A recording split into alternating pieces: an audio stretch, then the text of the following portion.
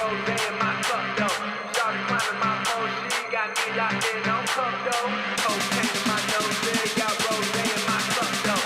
Started climbing my pole, she got me locked in on cup though.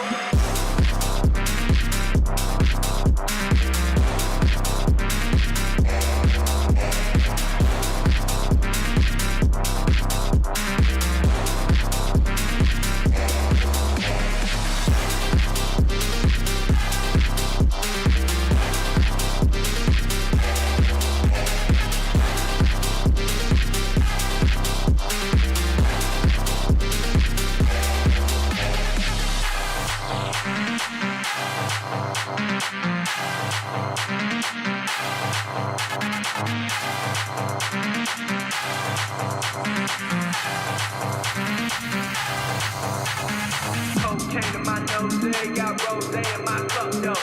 Started climbing my pole, she got me locked in on cup though. Cocaine in my nose, yeah, got rose in my cup though. Started climbing my pole, she got me locked in on cup though.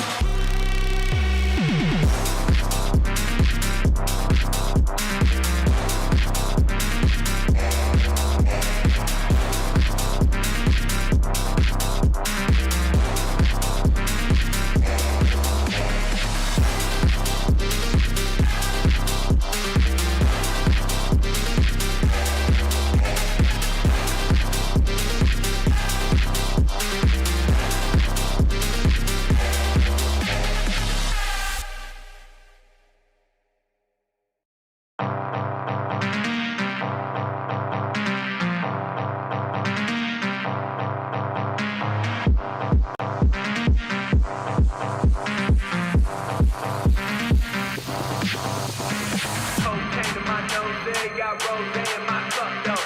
Started climbing my pole, she got me locked in on cup though. Cocaine in my nose, yeah, got rose in my cup though. Started climbing my pole, she got me locked in on cup though.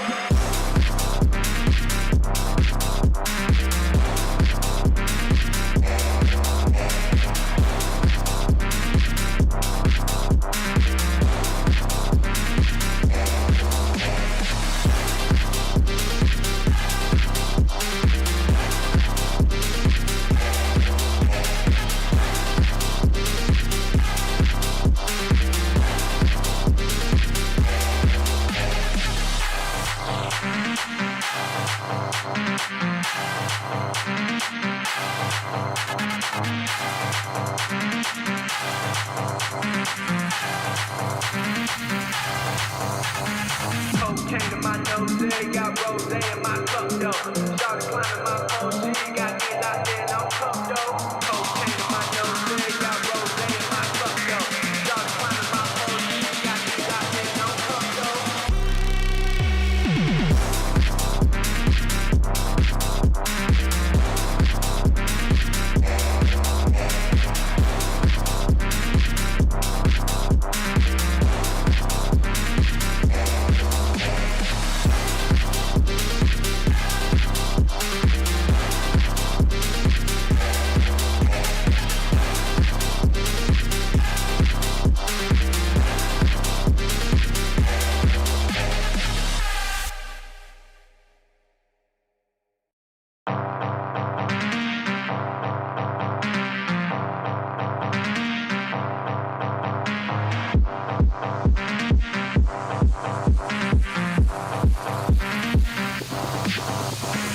Cocaine in my nose, yeah, got rose in my cup though. Started climbing my pole, she got me locked in on cup though. Cocaine in my nose, yeah, got rose in my cup though. Started climbing my pole, she got me locked in on cup though.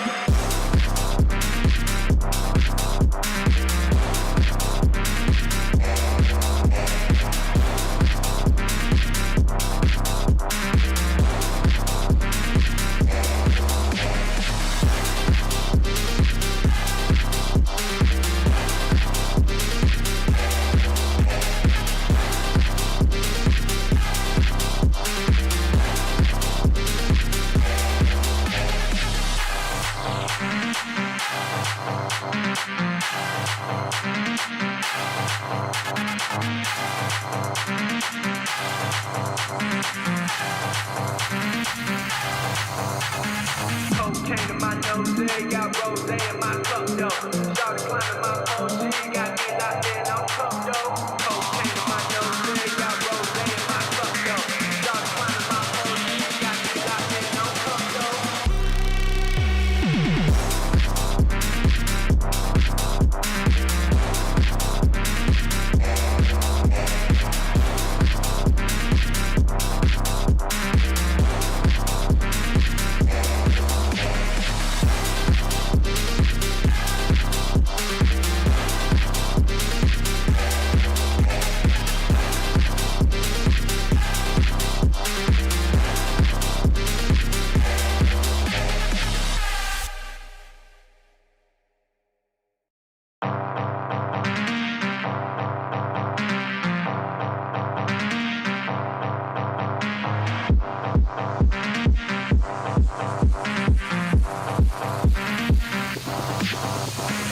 Cocaine in my nose, yeah, got rose in my cup, though. Started climbing my phone, she got me locked in on cup, though. Cocaine in my nose, yeah, got rose in my cup, though. Started climbing my phone, she got me locked in on cup, though.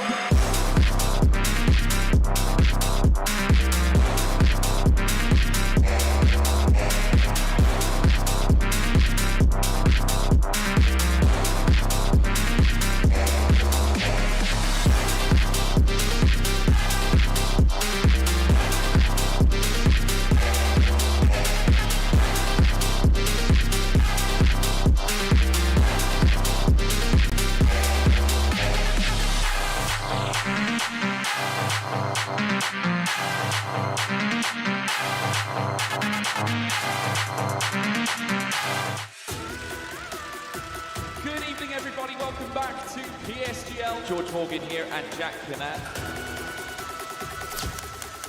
All the lights are currently lit here on track, and it is go, go, go! Contact between the Mercedes teammates. Denoso with a crafty maneuver up the inside. Masterclass from the Chilean. Crucial championship points on offer Do here. not count out Danny Beresne. Longe has done the job. This is for the win between these two. Freddie Rasmussen wins the United States Grand Prix. Alfie Butcher wins for the first time ever. Lucas Blakely takes the championship. It's Barry Borman. Jarno Opmeer is your champion.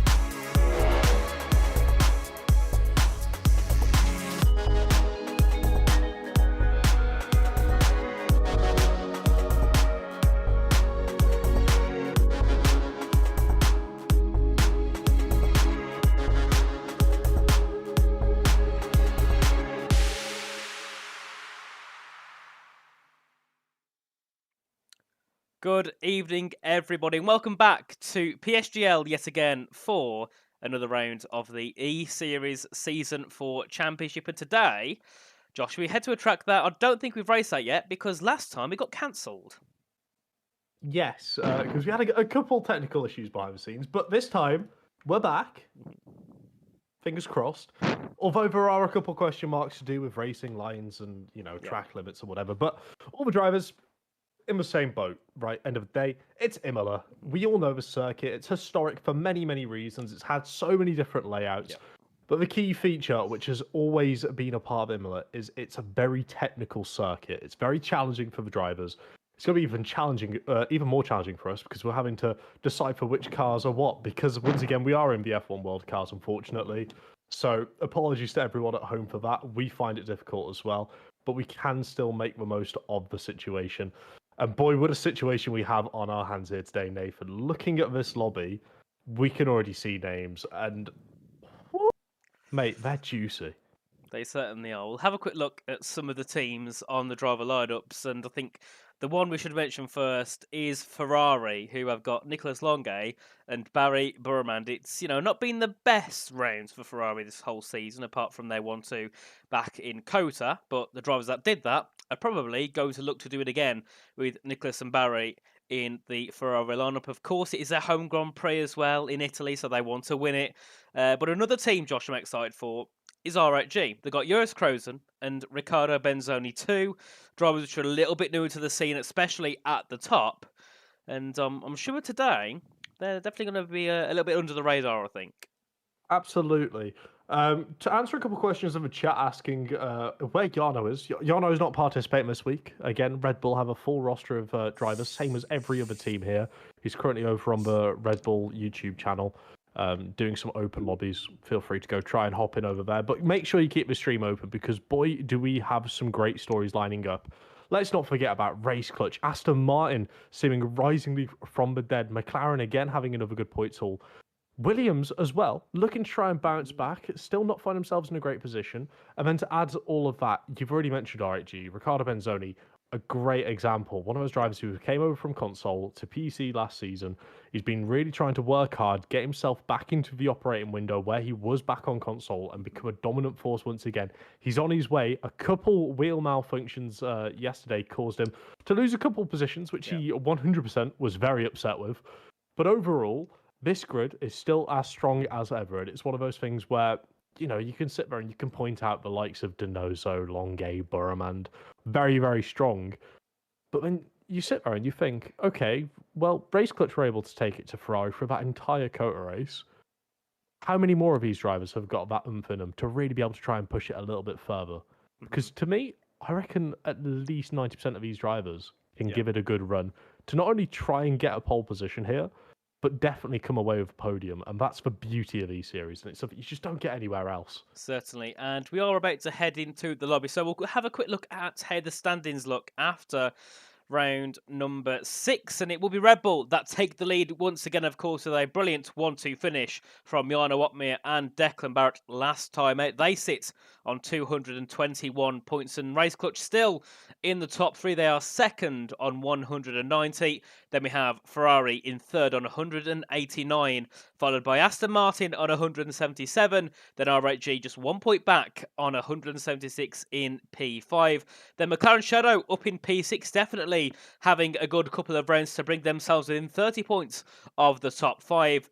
And then we have Veloci Academy, Tatum Racing Team, Tomasz Eng Sim Racing, and finally Williams Esports. Josh, before we get into the game, because I can see the weather on my screen, but just to talk about Williams, nothing's gone right, has it? We're 6 rounds in, and they've scored 89 points, and you can get 35 for a single win. Yes, it's one of those things. We take a look back to the standings last week as well. Race Clutch were leading the way. Everyone was really, really close. All of a sudden, it looks like Red Bull have made a huge launch forward. But realistically, it's not that big of a launch. It's a couple extra points on the rest of them. But realistically, you're looking down here. I would say everyone from Veloci Academy all the way up to Red Bull has an opportunity here to really try and make a knack and go for it in the last couple of rounds of this season. Of course, Imola, notorious, difficult track to overtake on, so Williams are banking themselves on a good qualifying. And when you've got drivers such as Ruben Pedreño and Iker Banaya to really try and push the limit, that's where you're going to see these drivers really excel and really get those performances out of a car, which, despite being F1 World and trying to make it as equal as possible, something's just not been right in that Williams camp, and it's really hard to put your finger on what is wrong. Yeah, it's definitely not gone well at all. And for some reason, to apply the game capture source, again, it disappeared. So that's why it was a little bit black for about 30 seconds. But you can see on our screens, it is very wet here in Imola. And tyre-wise, we've got a mix of wets and intermediates. And we'll see which tyre will be the best once we see a few cars going out. But I do think it will be the intermediates, of course. We had a little bit of rain back in Austria, and I think around a couple of rounds earlier we also had some rain. So it's not been that rare that we've seen rain this season here in PSGL E-Series, as for some reason my overlay isn't there either. So bear with me, guys. I'm going to try and quickly fix that. Yes, absolutely. While Nathan goes and fixes that, let's talk about the reason why these drivers have gone out on intermediate tyres instead of a wets in what is very evidently heavy rain, right? The track is completely soaked, but at the end of the day, it's just like real life. The intermediate tyres are quicker, and without a factor of having to, worry about your safety, worry about the marshal's safety, in the sim, they get a bit more of an opportunity to express themselves, go out on the intermediate tyres, and try and use that little bit more rubber on the tyre to get themselves maybe a couple extra attempts through those critical corners, which they'll be looking at, especially heading through a lot of the slow-paced corners. That's where they'll be really trying to get the turn in, really be trying to get a little bit more grip in. As I can see, we've fixed the overlays, Nathan. Very well. Well done, mate. Well done. Got something done for once in quite a quick time. Luckily, all I needed to do was just move it up a couple of spots on the source list. But we are back in time to view the first laps getting underway here in Imola, and the first driver will be Fabrizio Donoso for the Aston Martin team. Of course, back in Austria, had a bit of an issue with the strategy. He was looking to take a podium in that race, would have probably been second or third, but made a pit stop to take a risk and unfortunately finished down in 19th in the end. Of course, going from the intermediates to the soft tyres, it certainly didn't work out. So we'll be looking to try and get himself onto the podium. I believe Aston Martin have only had one podium this season, as Fabrizio has an invalidation, so won't be able to complete that lap. And then we've got Ruben Pedreño here, of course, just joining the Williams team, brand new into the team. And you wouldn't think that Williams are based in England, being as I think they've got 5 drivers from Spain, including 2 Spanish engineers. So, it's pretty much a Spanish-dominated team, and Ruben joining them recently. I'm excited to see this because we all know that last season Alpine, it was it wasn't good at all, was it, in esports? No. They just couldn't get the foot off the line anywhere. And now Ruben's in a better environment, possibly. I'm excited to see what he can do here this season. Absolutely. Working closely with the team out of Enstone last year, I somewhat understand the reason why some of their drivers weren't able to perform and weren't really able to get the nitty-gritty of that captive competition heading into, F1 sim racing. But this gives Ruben Pedreño a whole new clean slate.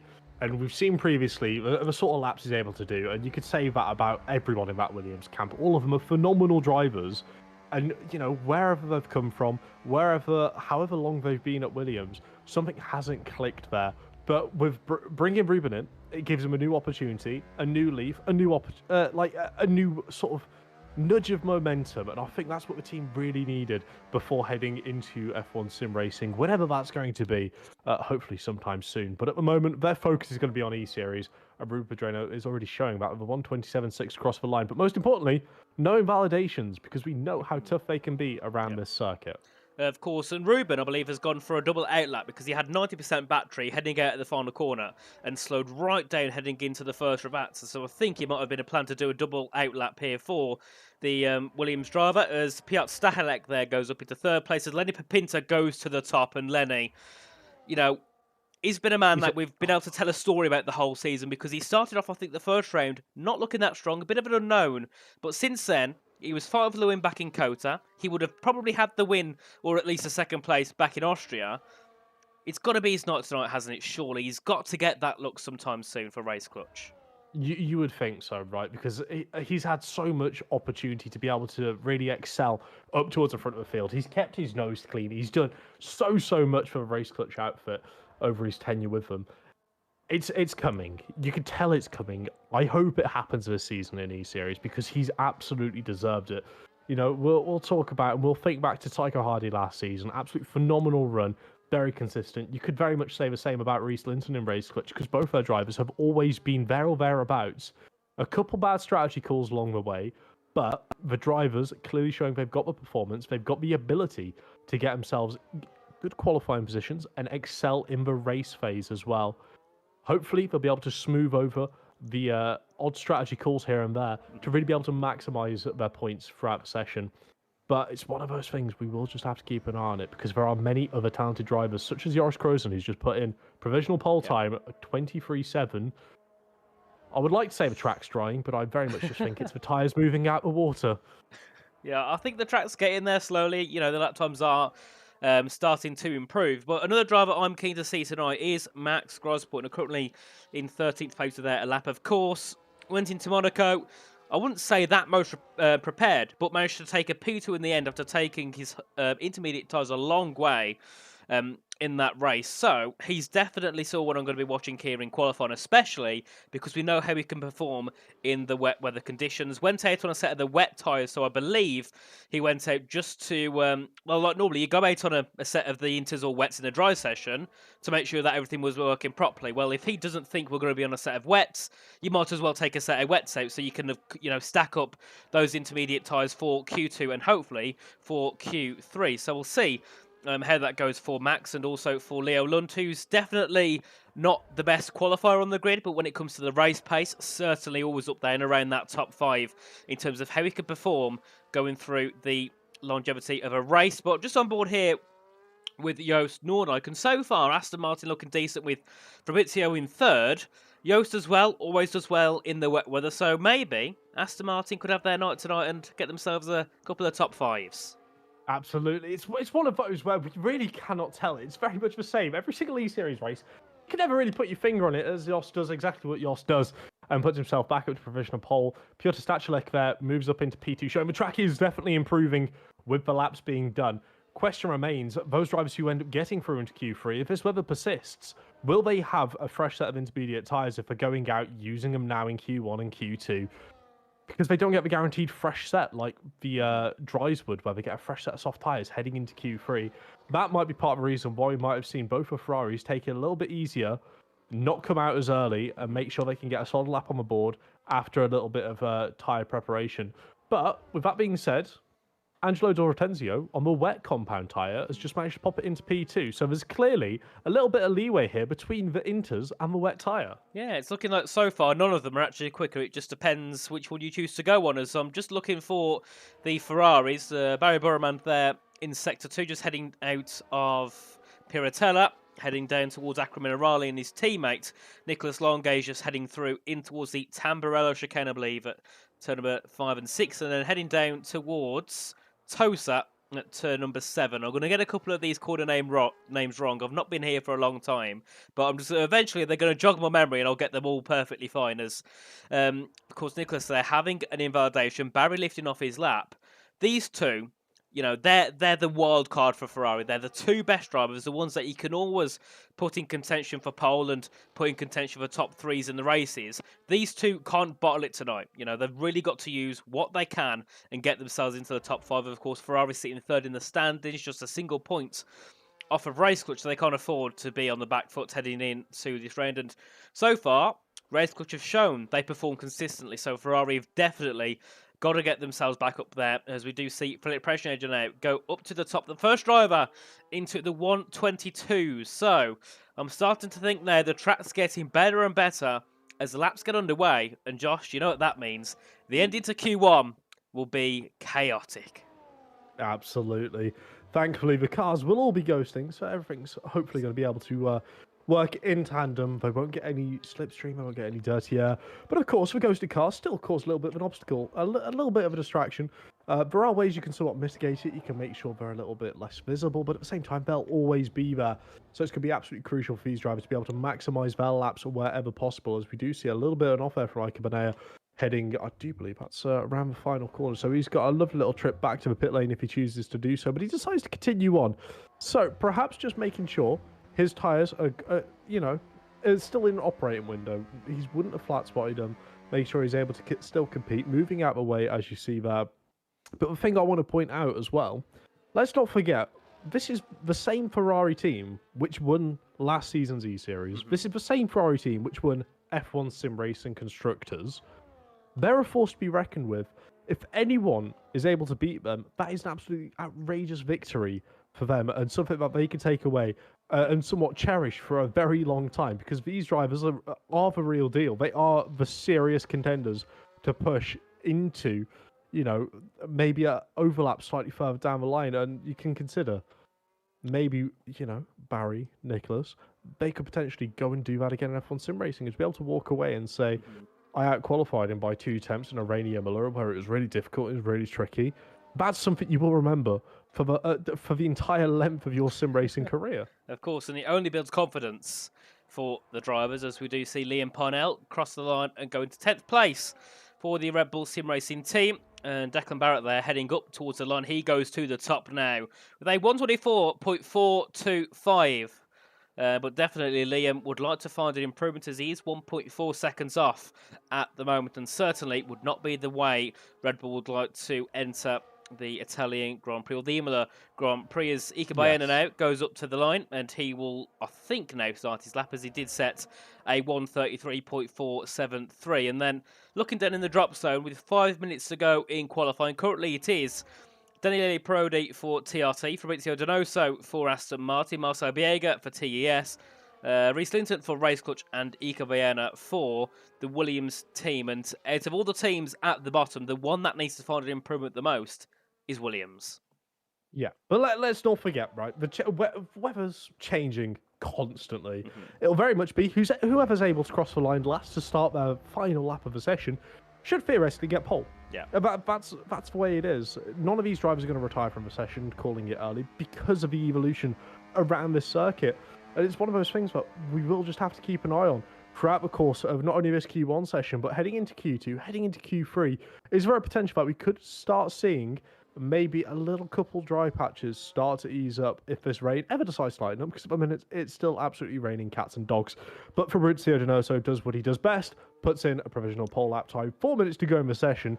He's going to have to be very wary because I still don't think a 21.3 is safe given the sort of lap times we've been seeing, people do. I mean, he's jumped up there ridiculously. Leo Lund, a great example, jumped up again ridiculously. This will just keep happening throughout the session, so make sure you got your popcorn because this qualifying is going to be absolutely intense. It certainly will, and I think the elimination here in qualifying, the bottom 5 that will go out, I don't think will be on merit. I don't think will be based on their performance. I think it's just going to be based on the fact that you've got to be lucky and get yourself onto the track at the perfect time. You can go out 5 seconds later and be a few tenths off. That's how the F1 24 game works in terms of how quickly the track dries up and how quickly the track evolves, which is certainly still something the drivers don't understand, and it's been like this for years. No one understands how the system works when it comes to drying up the circuit. You've just got to be lucky and hope you play your cards right, as we do see Piotr Strakolet there heading through into the chicane at the Variante Alta, and now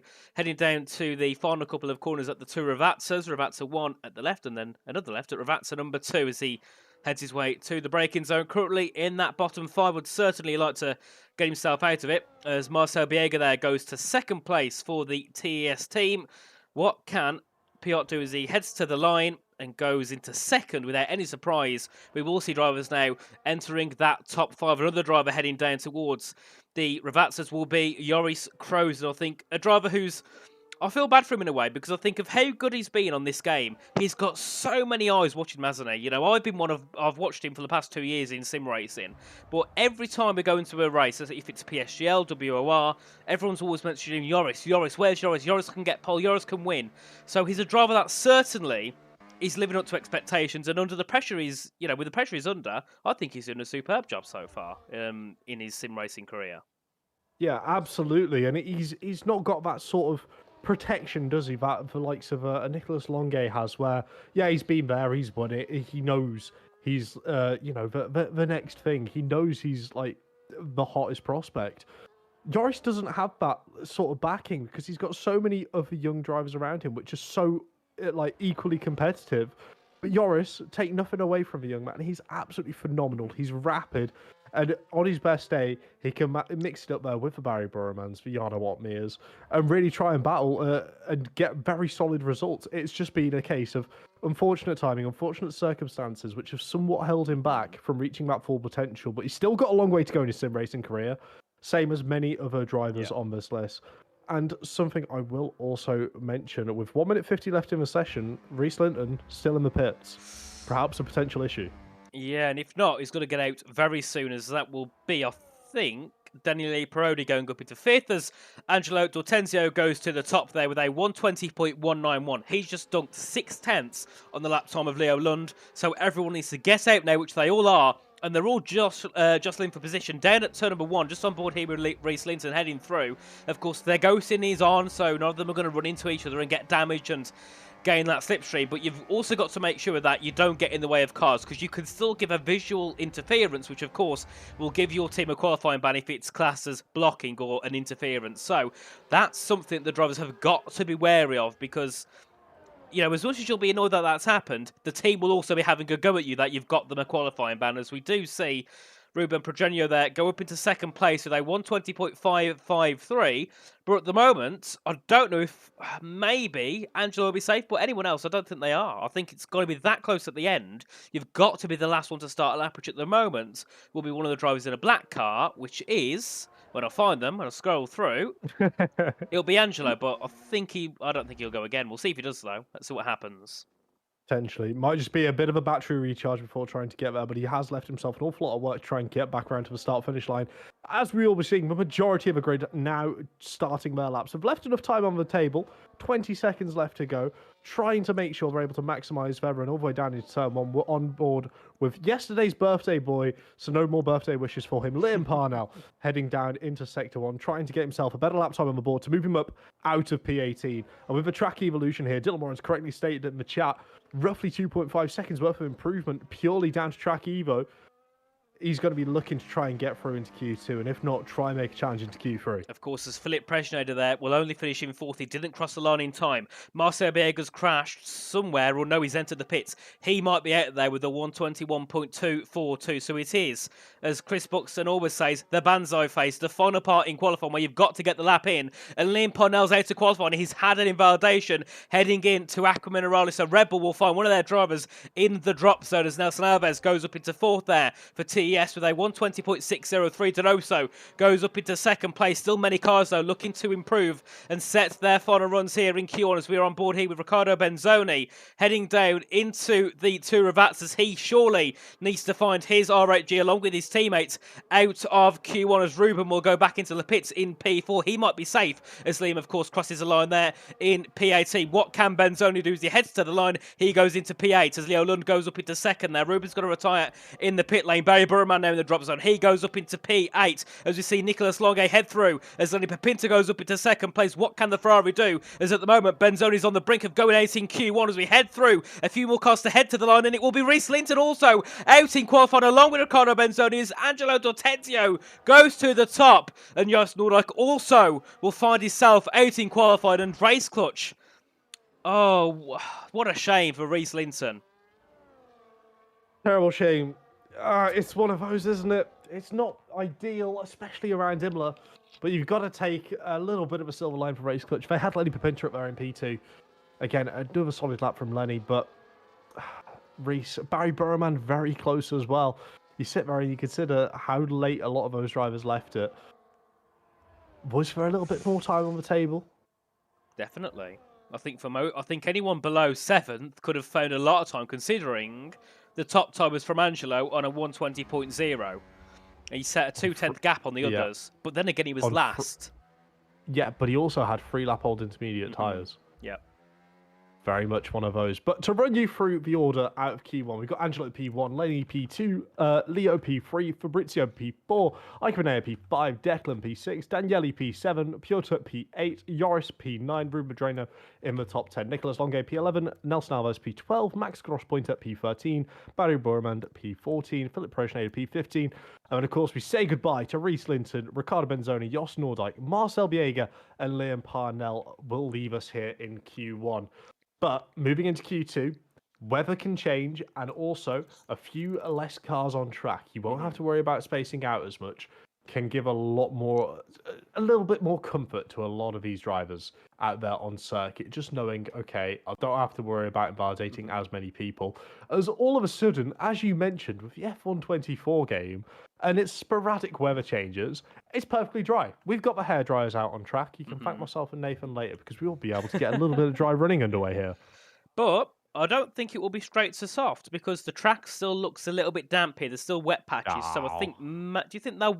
No, I think they'll just wait in the pits, won't No. they? Surely. Yeah, they'll wait in the pits. They'll get a set of soft tyres on. Maybe a person go out on intermediates, just have a little bit of a prep lap. But around Cycle at Imola, 15 minutes, it's enough time. You can go out on intermediates. You can do a couple of runs before swapping it over to the softs and really giving it a shot with a better track, which is less green. It's more optimal. It's slightly more rubbered in. That's what these drivers are going to be looking out for here. Ooh. It's just whether any one of them is going to bite the bullet and go out first. They will. That will be, I think, one of the Aston Martins. It will be Fabrizio Donoso on a set of the softs. And I remember back in Austria, he did this. He went from an Inter onto a soft, and it didn't work then. But surely it will work now, as the track is looking that it's just got drier since we entered the session. It's already dry, so it changes that quickly. We're already into dry conditions here in Imola.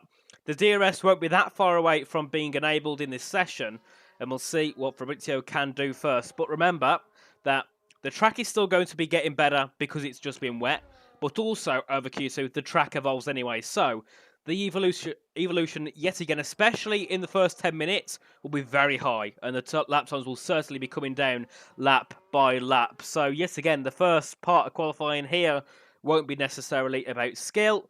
It will be about when you're on track and at what point the track gets to its best optimum position. As we do see a few of the cars heading out as well there. I think Declan Barrett heading out. We'll see Joris Krozen, as well as, of course, we did lose Riccardo Benzoni in Q1. A big shame for the R8G team, and also a big shame to Benzoni's confidence, especially considering he's normally up and around that top 10 or at least, you know, out of Q1 at least. It's very rare to see him out of Q1. It's like seeing Lewis Hamilton drop out in Q2. It's something you never really see. But on an off day, it certainly can happen. But Joris was well out on circuit. Leo Lund as well. Surprising from him, as normally he's not that good in qualifying. He tends to be out in Q1 or Q2. But today, the pace is looking strong from Leo Lund. That's an absolute violation. He's been almost stellar whenever he's been put in the car for the Veloce Academy here in E-Series. He had a couple moments, don't get me wrong, but he's still been very, very quick, both in quali and race. We know he's not the strongest in quali, as you've mentioned, but he's still been up there. He's still been knocking on the door of Q3, if not trying to break in, and successfully breaking into Q3. But one thing we will mention, and I feel like it's only fair at this moment in time, because the track's dried up, the track limits are going to get a little bit stricter. They won't be as lenient as they were when it was slightly mixed conditions or when it was still slightly wet. The drivers here, they're going to be under a bit more pressure within the track limits because they are ridiculously strict around here. We had a talk with a couple of the drivers. I do believe you had a conversation with, wasn't it Declan? Yeah. Slightly earlier today? And there was many words that I will not repeat on here in terms of how sad he was, or not sad, sorry, how annoyed he was about the track limits. And also, I remember back on the 24 Hours for Mental Health we did last month in July, there was also an issue with the track limits. When we did the Imola race at 5 a.m, there was over 80 seconds worth of penalties in the race. I think in total there was about 60 penalties or something stupid. So, it's a little bit weird around this circuit, let's just put it that way. And going into the race, I remember Jono Martins will quote what he said. He said that he expects at least 15 drivers to get a penalty in the race. That's a lot of drivers. That's 3/4 of the grid. That's a lot of quick maths we're going to have to jump around. Zavatar says, boring qualifying. I'll be back when the race is on. That's all right. Not everyone enjoys waffles, but to be quite honest with you, the way Fabrizio Donoso is driving at the minute, heading through the first chicane, heading up towards the end of Sector 1 already, he's showing absolutely no remorse to this Aston Martin car. He's chucking it over every single curve possible, and it looks like he's having a whale of a time, perhaps maybe even too much of a whale of a time as he almost loses the rear. But we've got so many more drivers out on circuit looking just to try and get any sort of gauge of how the track is in comparison to what they would have practiced in time trial in their own private sessions, as Declan's the first one to do so. A 1:16.8 on the board for Declan. Not a bad lap time, but we can expect that to fall away rather quickly in the session. We certainly will, as we see Ruben Pedronio now looking to head back into the pits. He won't complete that lap. Will Leo Lund complete his lap as he heads his way through out of Ravazza 2 and up towards the line, and will complete his lap with a 1:16.484. A nice lap indeed there from Leo Lund, as we see Philip Presnauder go up to the top with a 15.9. A brilliant lap there from Philip Presnauder. And I've got to say, Philip, he's not been at the top of his form on F122 and F123, but so far on F124, a little bit like Brendan Lee. He's been cooking, hasn't he? He's been doing absolutely superb, and back to where he was on some of the previous games like 2020 and 21. Absolutely, and that's something I'm going to point out, that we're seeing a lot more of these older, traditional... Older, it's a bit rude. Older doesn't mean old. That just means they're older than the drivers we've seen jump through recently. You know, likes of Ron Hart, Otis Lawrence. They're phenomenal drivers. Last year, they showed what they was about. This year, they're doing the exact same thing. But all of a sudden, we're starting to see a couple of the older names. Brendan Lees, Yoni Torma's starting to make a little bit of a bounce back, clawing back up the game. And if I'm not mistaken, I do believe Yoni set a world record around Spa in a time trial lap, which is absolutely phenomenal to see. That the godfather of F1 esports has still got it in him. And it's another one of those things where, despite the handling model changes, it seems to have somewhat leveled the playing field between the drivers who really like to, back in the 2019, 2020 days, compared to the ones which were absolutely loving it last year and the year before, where they're able to maximize the car, sliding it through corners. It seems like, despite it being awkward to drive, we've found a brilliant opportunity to really be able to gauge a level in between for the handling. Of course, and I think the handling, certainly not what people want. I mean, I personally don't like playing it anymore. I used to, but I just can't get used to it, and that's also the fact that I'm terrible at the game. I'm really bad. But as the time's going on, drivers are moaning less and less about the handling and more about issues that are affecting the game. The handling's been chucked to the side a little bit. So I think the drivers are finally getting used to it, which is definitely a good thing. They still don't like it, but they can drive it. Originally, it was quoted as undrivable, or I'm not driving esports if it doesn't get changed. Well, that's kind of hushed down a bit, and they seem to be, coping with it a little bit better. Of course, with WR and PSGL at first, I remember, I think WR Tier 1 had 4 sign-ups for the first race. Now they can easily get 20-25. So, yeah. Exactly. I think and it's one of those things, if you don't mind me butting in here, that at the end of the day, a lot of these drivers, it is their job to drive the game. Yeah. They're getting paid, some of them getting paid handsome amounts to be able to come and perform on this game. If it's something they don't enjoy, unlucky. It's a job, it's something isn't it, you've then? got to do. You've got to do it. It's part of your contract. You have to come and perform. And that can be stretched all the way down to, the likes of RHE, the Lotche Academy, a lot of these top-end community teams where the drivers are contracted. They are getting paid. Yeah. And it's something that, it might be unenjoyable. It might not be as fun. But you will get used to it. It will come with time. And that's exactly what I think we've seen over the last couple of months, especially, since PSGL. PCF1 started back up, since E-Series has got the ball rolling, since WR have decided to get themselves back up, with more laps done by everyone's sharing a little bit of an equal understanding of how to operate the cars, how to set them up, how to drive them properly. But unfortunately, we still have a couple issues, like the bump in Austria, like the bump in Catalonia, but to be quite honest, I just feel like we need to... There's a lot of bumps. I feel like we need to flatten them out. Forget laser scanning. Let's just make all the tracks perfectly flat. I'd love a flat Portimao. I reckon that would be exactly like Qatar and a bit of a snooze fest. But something which isn't a snooze fest, Daniele Parodi, take a bow, Tandem Racing Team, of course, signing Bas Bremer, a new engineer recently. Perhaps they're looking to try and maybe cook something up here. Possibly, yeah. We'll see what they can do. Of course, TRT they started off well, had a bit of a drop off, but so far in Q1, they look strong. They're looking strong again here in Q2 as Fabrizio Donoso goes to the top there with a 113.117. So the lap times are coming down very, very quickly. And if Pinsa was on a decent run, but unfortunately has an invalidation as Max Gross put in there, goes up into second for the Veloce Academy. And we're going to go on board with Ruben. No, we're not, because he had an invalidation as Nicolas Longue goes to the top. Ika Baena now heading up to the line. Where can he go in the Williams? He goes to the top with a 112.841. So the lap times certainly are coming down very quickly. We've got Barry Burman heading through in towards the final Ravazza and up towards the line as Declan Barrett goes up into P4 for Red Bull. What can Barry Burman manage in the Ferrari? He will go into fourth there, just behind his teammates and behind Fabrizio Donoso in the Aston Martin. Then further back, we'll see what Joris Krozen can do. Absolutely. We're still seeing this track evolution ramp up. We are starting to see the drivers voluntarily start locking up their fronts to get a little bit more rotation, clearly showing that they're feeling a little bit more confident to chuck the car in slightly more aggressively to try and eke out as much lap time as possible. Joris Krozen. It's looking solid. I don't want to say anything too soon because we know the commentator's curse has been absolutely horrendous for this game.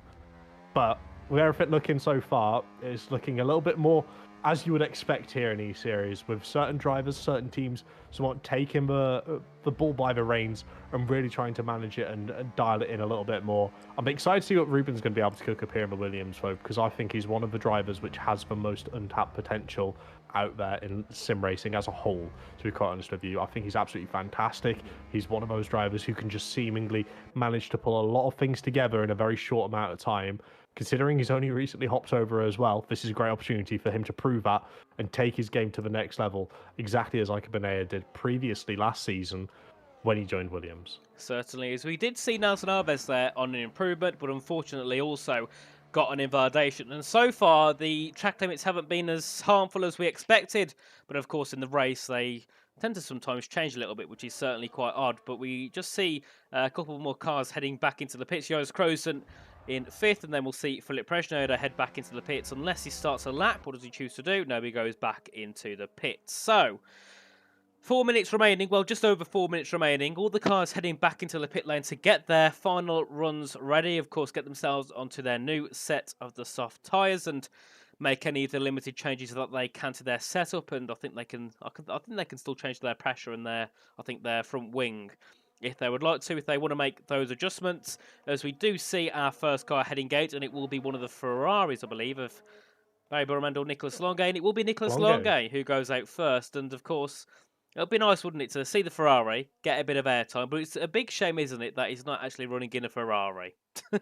Yes, he's running in a scarlet red and yellow. A slightly dodgy yellow in a chrome fashion. It's not exactly my cup of tea, to be honest with you. Don't get me wrong, I love a red car. If you know me for long enough, you'll know I certainly do love a cheeky red car. But at the same time, making it chrome, it's a bold statement. Surely won't be missed by the cameras, I'll tell you that much. But Nicolas Longuet, we know what he's about, don't we? He's been here long enough. He's been through the routes. You can look at as many teams on the grid as you want and think he's driven for them, he's driven for them. And at the end of the day, he's still got it. He's still that driver, which he was all the way back many moons ago. You think he's raced... Oh. Right, should we try and do a checklist for who he's raced for? Who, Nicolas? Yes. Ferrari, Renault, Alfa, and that's all I can remember because I wasn't here before then. I think he was drafted by Red Bull as well, right at the start. Well, oh yes, so we've got Red Bull, Ferrari, Alfa, Renault. 4 teams. That's a very impressive list. And that also means he's run under 3 engine manufacturers: Ferrari, Honda/Red Bull, and Alpine or Renault. Now we can call it an Alpine engine. We'll give them some sort of credit. So they're now struggling enough as they are. Now we need to move to Veloce so we can go into a Mercedes or a McLaren. Unless the Honda car unless the Aston Martin car ends up having a manic swap over to Honda in the last couple of weeks, and EA decide, okay, right, that's something we'll implement. We'll ignore the bumps, we'll ignore the ghosting, we'll ignore the ERS trains. We'll put Honda on the car. As Nicolas Longuet absolutely sends it in Sector 1, a temp up on his personal best and closing the gap to Iker Benea. I'm going to sneeze here for a second, Nathan, so can you please take the cover? Yeah, that's fine by me. And I can see Josh in the corner there, sneezing. Oh, I wish I didn't look now. Oh, mate, rough. Absolutely rough. I'm just allergic to quick drives, so Nicolas Longuet fits my bill. He certainly does. He certainly does. As we see Nicolas now heading towards the Variante Alta, up by just over 2.5 tenths of a second in the second sector, and that just shows how quick that lap was from Iker Benea. As we head ourselves down towards the last couple of corners, and then out of the final corner, up towards the line. What will it be for Nicolas Longuet as he heads up to the line, and he goes into second place with a 112.871. As we have many other cars coming through, some on their 8 laps, some on their flying laps, and Barry Burman is up by just shy of 3 tenths in the middle sector. We'll see, what can the other Ferrari do? Can he try and jump ahead of his teammate Iker Benea? Surely he's going to be looking to do so. We know how well both those Ferrari cars work together. Both the drivers seem to have a level of telepathy which is unmatched on the F1 grid, as Barry sneaks himself up into P3. Still not good enough to pit Longuet. But it does have that little bit of a line, doesn't it, of how strong that lap must have been from Iker Benea to be able to do it so early on in the session. I feel like if you predicted Ferrari for a pole position, you might want to start, going back on your word a little bit here, because so many drivers here have got themselves into a brilliant position. So many drivers still looking to complete themselves a solid lap. Declan Barrett is one of them. Piotr Stachelek, Leo Lund, Max Grosspointer, Daniel Prodi, Philip Prezneda, and of course Angelo Dortenzio, who still hasn't got a lap time aboard. All of them cranking up the wick just that little bit more to try and find any sort of improvement possible. Philip enters the session there in P10. He's not going to be able to find any more time to improve. Pewter jumps up into P5. This is going to start happening like an absolute wildfire as Joris Krozen almost goes sideways coming out the final corner. He's got a lot on his plate here to try and get through into Q3 safely. Sitting P8 at the minute, moves himself up into P6. My word, this is absolutely legendary. Declan Barrett's not able to find an improvement. He's invalidated his lap time. He'll be starting P11, and that's only if Leo Lund, who's dived it back into the picks. Max Grosspointer now looking to try and get himself an improvement all the way up there into P2. Fantastic stuff. Daniele Parodi up to 11th. And now it's all eyes on Angelo Dorotenzio. Will he be able to knock Nelson Alves out here in Q2? Marching, storming his way up towards the line, deploying as much of his battery as possible. And he's only just been able to pip it there. Nelson Alves here also looking to try and improve, but he's invalidated his session. So everyone else who's out there on track is safe and will make it through into Q3. But my word, cool about talking it fine. Look at that gap between the top four. That's a little bit of a joke, if I do say so myself. It is. Well, it's 99 99 from P1 to 5. It's 99, isn't it? And 841 to 942. Oh, mate. And that's 4 teams. Ridiculous. 4 teams there. We've got Ferrari with 2 of their drivers, and Veloce Academy, Aston Martin, and Williams. And that is the type of performance that Williams need. Both drivers through into Q3. Ika with a superb time, set it at the start of the session and no one could beat it. Surely, tonight's their night. I've said it many times. Last week I even bought a Williams jacket. That didn't work. I also then washed the Williams jacket because I didn't wear it for a while. Then all of the markings on the back came off it. So the Williams jacket will stay away for now. We're not going to wear it on stream again. So maybe, that's gone. They'll have a bit more luck. And I'll tell you what, I've put Red Bull shirt on. Declan's P14. Liam out in Q1. We're just cursed, mate. We really are just cursed. But Williams, exactly what they needed to do. But of course, we will have to say goodbye to a couple of drivers at the end of the session. Nelson Alves for TES, TRT's Daniele Parodi, Philip Prezneda for McLaren Shadow, Declan Barrett for Oracle Red Bull Sim Racing, and Leo Lund for Veloce Academy. But we think about these drivers' race pace. Yes, Imola's a hard track to overtake on. You've got a brilliant DRS run heading down into what is technically turn 2, but let's be honest, it's turn 1, right? Unless you're a Valtteri Bottas or a George Russell, it's not a turn, right? No. But it's one of those things that those drivers are going to be looking at. They're going to be eyeing up. They're going to be thinking about, okay, how can I get through lap 1, stay within the DRS of the cars in front, and catapult myself? Because it is so easy to get 3-4 wide moments around Imola heading down into turn 2. It's ridiculously easy. And it's something that a lot of these drivers, especially in the front end of Q3, when they qualify P1, P2, P3, they'll be at the back of their mind. They'll be fully aware of the risks they're taking by qualifying that well. And it sounds ridiculous to say, but maybe starting towards the front isn't something you would necessarily hope for. Maybe somewhat P6, P7, so you can get the benefit. You can save a bit more battery. Of course, and that's all the drivers in Q3 now, they've got to make sure they also get their, I suppose you could say, strategy correct in terms of when they go out and, how many cars they want to sit behind. Of course, it doesn't matter that much when the collisions are on, but when they're off, of course, it definitely matters even more. So that also takes a bit of stress off the drivers. They haven't got to worry about being placed on the track behind and ahead of certain cars and having to move out the way and all of that malarkey. But in Q3, we have Piotr Strakelek, Max Grosspointner, Barry Burman, Fabrizio Donoso, Joris Kroes, Nicholas Longe, Ika Baena, Landy Pepinta, Angelo Dortenzio, and Ruben Progenio. So, guys, in the chat, let us know, who do you think will take pole position, get me words, position tonight? Josh, who are you going for? Fabrizio Donoso. Fair shout. He's got something in him. He's got the dog in him today, and he's going to let it out. Of course, he had a bit of a blunder last week, but he's shown it's not affected him. He's still more than happy to chuck the car around like it's his almost as if it's his job, to be quite honest with you. But no, I expect Fab to have a good session. Max Grosspoint is another one to watch out. Of course, you got both the Ferrari boys, Joris, and then you got both the Williams. I mean, realistically, you can say any one of the names. I'm just reading through them, and they're all in contention. Nathan, who do you think? I want to go for Max Grossport now. I feel like he's got it in the bag today. I mean, didn't end too well in Monaco in qualifying, but he got it in the race. And maybe tonight he can get himself a decent qualifying result and put that into an even better race result. But just on board here with Lenny Papinta heading through into the, I think it's the Villeneuve, then the Tamburello chicane. Otherwise, it's the other way around. And then into Tosa at turn number 7, a 23.577 there for Lenny Papinta in the first sector as he heads his way up now in towards Piratella at turn number 9, throws it into the left, and of course, these first runs don't mean everything. You know, if you do a bit poor on your first run, it doesn't mean you're out of contention for pole whatsoever. So don't take these times too literally. Take them with a pinch of salt for the first runs here in Q3, as we do see Lenny now head down towards the Variante Alta, get back on the power once again, and head down towards the 2 Ravazzas. But I think either way, whoever's going to get pole position, the gap in the top 5 at least is going to be probably within a tenth, I think, here. Maybe within a tenth and a half at max. I would say within half a tenth, to be quite honest with you, mate, because it is so tight around here, especially given the track limits. You can push as hard as you want, but at the end of the day, if you step onto the white line, not let alone over it, you will end up finding yourself getting invalidated. And it is just one of those things that all the drivers, they're aware of. All of them are fighting the same battle. But unfortunately, there's only going to be a handful of winners who are able to really maximise it, as Ruben Pedreno is a prime example of that, invalidating his first run here. Still decides to continue on. He's got no battery in the car, so we're not expecting a storming lap time.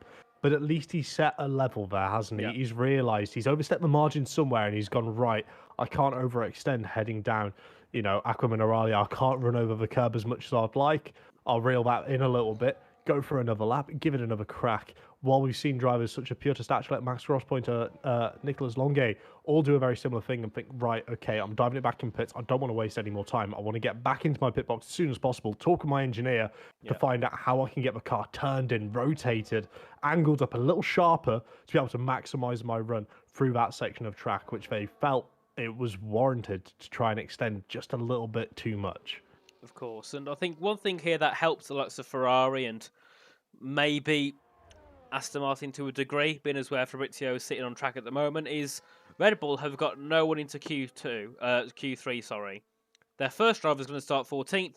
Their second driver starts last, 20th position, and Liam Parnell, bless him with all my heart, will probably finish around that bottom 5 area, considering his pace, especially in Q1. He was over 2.5 seconds off in the interconditions. So, heading into this race now, Ferrari especially are in such a good position, and depending where people finish, R8 Jimmy Yoris, Aston with Fabrizio, they're also in a good position, and also Lenny with Race Clutch. And I've got to say, they've been the biggest disappointments over these past couple of races. They went from a confirmed 1-2, went for a risk, didn't pay off. They got a P3 and P5, or P3 and P6.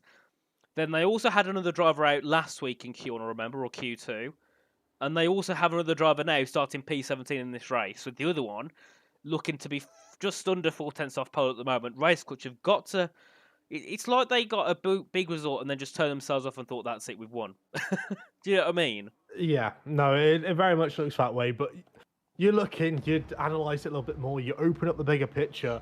It's been 1 or 2 small mistakes which have cost them so massively at the end of the race, that you could sit there and think, right, theoretically, at this point in time, should Race Clutch potentially be leading the standings with Red Bull in second, Ferrari in third?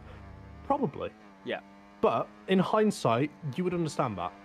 At the moment, you go for an opportunity, you go for a slightly risky play, you make that move, you commit yourself to that. If it doesn't work, you look like you got egg on your face, you look like you've fumbled, you look like you've bottled it, you've choked, you've pulled a Lando Norris. But if it does work, you're the next coming of Jesus Christ. You're absolutely phenomenal. You're the greatest engineer. You're the greatest racing team of all time for that short period of time.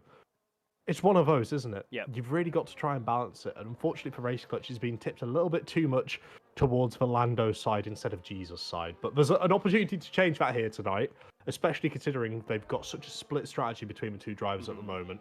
One of them starting further back, he'll need to make moves. One of them starting up towards the front. Depends how far and how much Lenny wants to try and help his team to be able to get the most amount of points possible. As we are heading now, 5 minutes left in the session, many drivers looking to get themselves their first time on the board. They've got enough time to go around and get a second one if they want, but it's calling it very fine. It certainly is. And I mean, as Nicholas Olgay goes to the top there with a 112.66, won a brilliant lap time there from Longay. And what about Shashalek goes up into P7 with a 113.018. And we've got also Matt's Crosspointer heading down into the final quarter. We'll see what can he manage in his Velocity Academy car. His teammate starts P12. And Max goes up into provisional P6 there with a 112.853. And I believe we've also got Lenipa Pinto. We've got, I think, Barry as well and Joris on a lap, as Joris is in third now, so he did find an improvement on his previous run. But I've got to say, with 4 minutes to go, but I thought drivers only tended to do 2 laps in Q3, not 3 laps. Yeah, it's a very short circuit around Imola, so there is a little bit of leeway. Of course, we had the wet Q1, so they do have an extra set of tyres to play with. They've all made it through to Q3, so they've got the fresh set there as well. There's enough time to warrant it, but at the same time, more time on track, less time with the engineer, less time figuring stuff out, less time to be able to work it and really try and find an improvement. Barry Burrowman not finding the rub of the green, so to say, heading through the chicane over the curbs. It can be very difficult. The car is very unforgiving, let's say, over a certain amount of these curbs. The larger sausage curbs will throw him off, but fortunately for him, he's got enough time to jump it and dive straight back in the pits with the magical brakes heading into the pit lanes to avoid him getting any sort of grid penalty for speeding in the pit lane. Those brakes are fantastic. I feel like we should just put them on the race car, to be honest with you. But overall, fresh start. Everyone goes back in the pits, resets. We've got 3 minutes left. They can have a little natter with their engineer, go for a quick sip of water, back out on circuit, locked in, loaded, put together what could potentially be a pole position lap here tonight. Certainly is. Angelo goes to the top there with a 112.851. So, TRT, Tassim Racing Team, are in position here to take pole in or for the Imola Grand Prix. This would be superb for the team, who have currently sitting down in 8th in the standings on 115 points. A pole position would certainly boost their confidence heading in to this race. But Angelo has got to make sure now, if he gets back round again, I don't think he can go out again. I think there'll be too little time, but maybe he can. You know, I might be proven wrong here. He'll have to rush and maybe risk a little bit of his tyres not being perfectly prepped heading down into turn 2. But there is a very good chance he can make it, especially if he takes lines like he just did there. Absolutely sending it, and you do love to see it when drivers completely just ignore track limits. It doesn't matter. Just go as fast as you can, back round. Hopefully he doesn't cut the chicane over the grass here, because of course Formula 1 cars aren't meant to be lawnmowers, despite what Valtteri Bottas might have told a couple of you guys. But it's not looking very promising. Of course, and a little bit of a word there from Jona Martin saying that it will be a hard lap to beat, because once people start pushing, it gets invalid. And of course, Jona was talking earlier in the E-Series chat about there being a lot of penalties probably going to be applied because of track limits, because it is a little bit buggy around this circuit. And if It's a feature. It's featured. I mean, I saw a mug the other day. Someone actually made a mug and it said it's a feature, not a bug. It's believe it or not, it's one of our partners' mugs. I believe it's SRC's mug. It's not a bug, it's a feature. And that's the sort of positive attitude we look for here in the Formula 1 community. Especially in the sim racing side. We work with what we've got and we make the most of it. As Fabrizio Donoso makes the most of that curb on his outlap, but you can see him doing everything he can to prep himself for this run, trying to burn off as much fuel as possible, keeping it high revs, weaving the tyres, trying to get any heat into him as early as possible before lining it up here, before looking to unleash that Aston Martin car. Maybe an Aston Martin car. It's a green car, so we'll go with that, down into turn 1, and then before breaking into the real turn 1.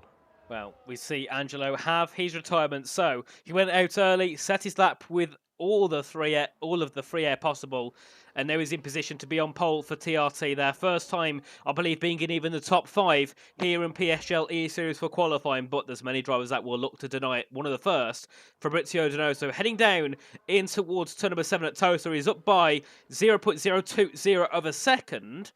But like we said before, Josh, the issue they've got now is they've got to be careful how much they push, because the track limit's been a little bit RNG and a little bit weird. Where's that line between pushing and being a little bit more careful?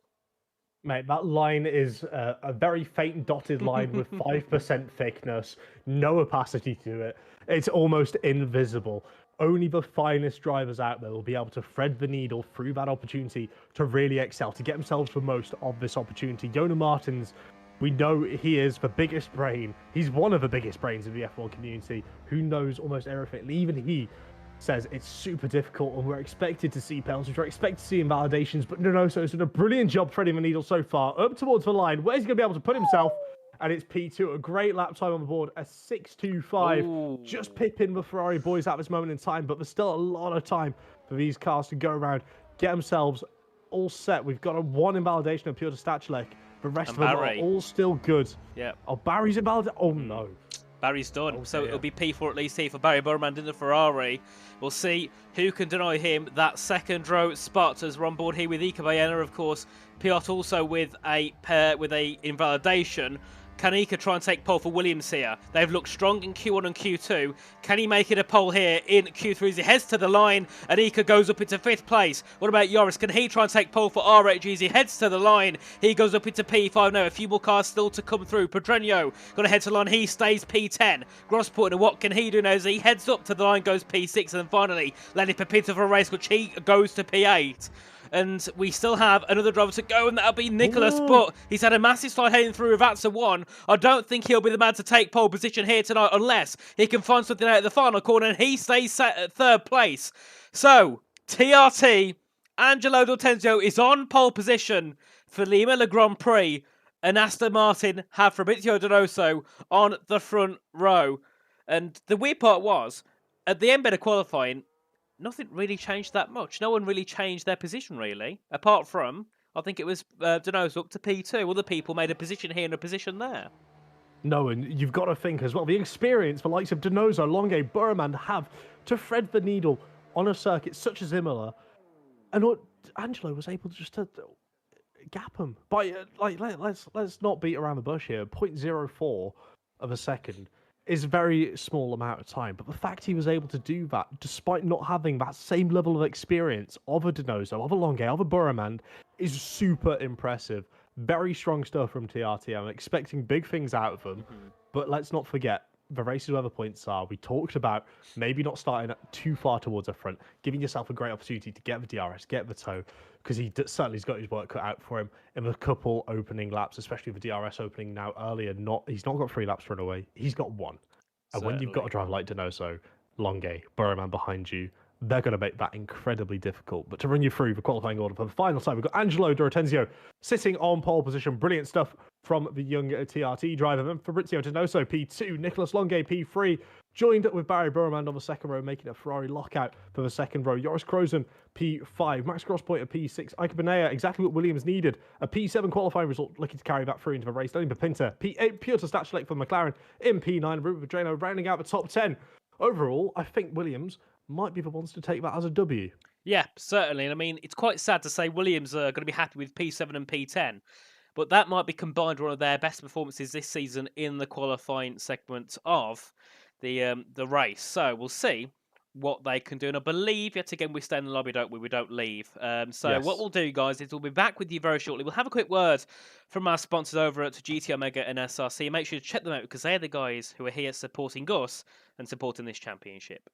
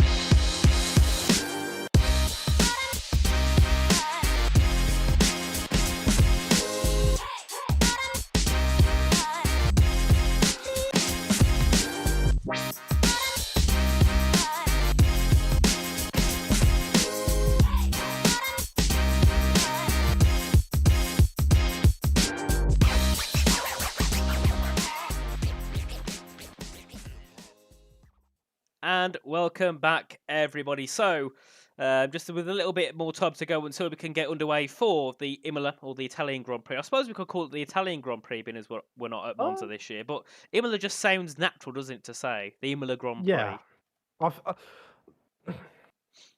I don't know. It's one of those things where you can call it the Italian Grand Prix, Yeah. but to me, Imola is bigger Mhm. than just the Italian Grand Prix. It's Imola. You know, it's impossible to think about Imola without thinking about some of the fantastic races we've had there. I mean, Lewis Hamilton getting stuck behind Pierre Gasly for an entire race was peak content. I loved it. But you know, you sit there and you think the history it's got, the tragedy as well. It is very much one of those. Had a bit of everything, hasn't it? Really, Imola. Yeah, it's one of those where I don't think, you know, since it's come back to Formula One, I don't think Formula One's been the same. I feel like something shifted. People's thoughts around Imola have shifted from it being okay. Senna passed here, Ratzenberger passed here, Barrichello got injured. It's not a great circuit. We're not a fan. It's too unsafe. To these new safer machines, having a couple track changes, Yeah. it's now somewhat elevated itself back to the technical circuit that it used to be many, many moons ago, and one that drivers love pushing and drivers love challenging themselves on. Unfortunately, track limits makes that challenge a little bit harder for our sim drivers, but at the same time, it is one of those where overall you'll see Imola on a calendar. Your first thought isn't, "Ew, I wish it was Catalunya." Yay. You know, it's one of those where you'll sit there and go, "Right, get in there. We'll take Imola. I can get a good quality lap around there and hold off the rest of the pack." I mean, And then it turns it like lap 2 and you're being overtook by about 4 cars with no battery. But that's my experience. These drivers are far better.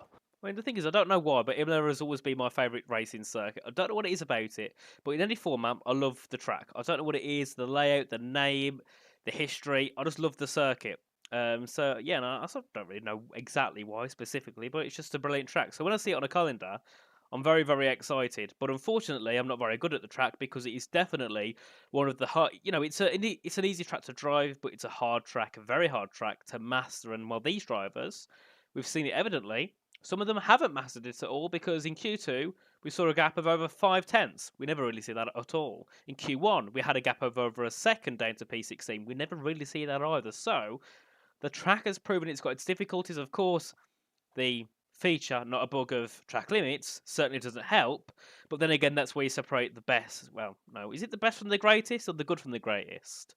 I can't remember the saying. Boys from the men, but I think that's a cancelable saying now. Definitely, Josh. I wouldn't say that with meaning. I don't think people are like it very much. No. I think it's the good from the great now. Something like that, isn't it? Yeah. Yeah. I mean, it is this circuit, isn't it? With the track limits. Yeah. You've got to be lucky as well. I feel like we should make our own. What? The boats from the goats. There you go. Lovely. Doesn't even make sense because no one's There actually it is, boats, boats. are they? No, cars they're are all boats. Yeah, boats. The boats. Wet weather. We've had for Mm. goats. Getting through into Q3. Pushing it on. Yeah. Well, Shoot me down. TRT. Because Mhm. you was just about to say it. TRT, Angelo Dorotenzio, a goat-worthy qualifying lap. What a joke that lap was there from Angelo. Fantastic stuff. Brilliant. Just make there's very few moments you can get and sit back in simulation and just go, what was that? How did that happen? And Angelo's just been able to perform one of them right here in front of us, all in E-Series. Certainly. In front of, 200 viewers. So many of his teammates, fans in the chat, all cheering him on. Absolutely huge. We look back to the race results from Belgium. Finished P11. He's going to be hoping for higher this week. I think he's going to get higher in this week. Yeah, certainly. And I mean, just looking through the race there, of course, Otis Lawrence got a penalty last week, so I think he stays where he qualified, where he finished in P6, or might have been a little bit back. But yeah, of course, getting a penalty, certainly not the way he would have wanted that Grand Prix to end. That was after the collision with, I think, Reece Linton heading down towards Rivage, and then Gabriel Quintino got his penalty removed, so he gained a position into 12th place for the Veloci Academy, and Tiger Hardy got the fastest lap, and pole position was for Otis Lawrence. Well, he's not here this week, neither is Tiger Hardy, so it'll be a brand new driver on pole, which is, of course, Angelo Dortenzio, and it will be a different driver taking that fastest lap position or that fastest lap point. So we'll see who manages to do that today. And, of course, with Race Clutch finishing 10th and 19th, they certainly don't want a result like that again. But then again, they've got the likes of Lanipa Pinter, who certainly can fight to the top. And Reece Linton, of course, poor qualifying last week, has had a poor qualifying again. and is going to be put into that bit of a weed scenario of what do you do to move yourself forward. But a quick look at the standings before we head back in. And looking further down now, the likes of Veloce Academy, McLaren, and even Tatum Racing at this point, they're not that far out G, are they? 30, 40 No. points? It's not that far at all. Yeah, and then, you add that a little bit more and you think, right, that's practically just, a solid point. So that's a P3, P4 with our custom point system here in E-Series where all the drivers get points. You wouldn't rule anyone out. I mean, mathematically, I still think all of them are with a chance. It's going to be nigh impossible for Williams and Thomas Enge. But at the same time, you can never count anything out, especially with Race Clutch having Vestlund perform. They'll be falling back down through the order unless we're able to get back onto solid ground, solid footing, and, reactivate this battle they've been having with Ferrari and Red Bull. Aston Martin, another one, seemingly nowhere, similar to McLaren, similar to Williams, but Aston and McLaren have been able to step it up to another level to continue the chase down. Tatum Racing, they're in with a really good shout here to try and be one of the best community teams. And it's something I'm going to keep an eye on for throughout the remainder of this because let's not beat around the bush. They've got a stacked lineup, very talented drivers. They've even got a former world champion in there as well, David Tanitsa. I mean, we talked about earlier how it seems to be going back towards more about 2019, 2020 sort of driving style. Tanitsa's your guy. He was clear in F1 series. He was fantastic. If he's able to get back towards that level and just joins for the last 2 races, we could potentially be seeing probably one of the all-time fights with... Hold on, let's do the maths. If we're counting constructors, 8 championships on the grid, Lucas 9. So it's a lot. That's quite a bit. I'm not... It's somewhere else, especially considering how long the F1 esports, F1 sim racing has been going. It's not like we've got a log of history back to the early 2000s. It could very much be the most stacked grid we have ever seen in sim racing, period, in the F1 side. And that, to me, is a dream come true. But we have made it towards the pit lane. All the drivers loaded in, locked, ready to go. They're applying the setups. They're choosing their custom tyre strategies. Of course, lobby restart, all of them get a free opportunity to change their tyres, make sure they get as many compounds as they want. Nathan, quickly, what tyre strategy are you starting on? Are you starting on the mediums or the softs? Because let's be honest, the hard tyre... slow. Okay, right, great choice. I feel like a couple of these drivers might start over towards the hard compound tyre, especially up towards the front, using the DRS, using the battery, pulling them along, carrying them along a little bit. Of course, it'll all help. You don't mind saying time for softs. Yona, you've always got a soft on, mate.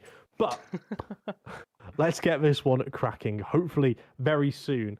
Very short run down into turn 1, but then, of course, the real breaking point into turn 2. Sorry, Yoda, I had to. I'm sorry, buddy. But no, it should ideally be a very great start for a lot of the drivers, especially up towards that left-hand side. They won't necessarily have to try and jockey around for position. They'll naturally get the inside line for turn 1, which, despite not really being a corner, will give you a couple of extra meters on the cars who start towards the right, who are going to be forced towards the outside. Again, opportunities to see maybe 3 wide heading down into turn 1. But here we are. We've got the 5 red lights getting primed up and ready. We've got the TRT on pole, Aston alongside, and it's lights out. Away we go. Angelo Dorotenzio, they're getting a fantastic start. Nerves, absolutely none of them, mate. He's having a brilliant run down into turn 1. Fabrizio Dinoso sneaking in, trying to get as much slipstream as possible. And the Ferrari guys working together in unison to defend P3, P4. We've got Max Crosspoint making a move up into P5.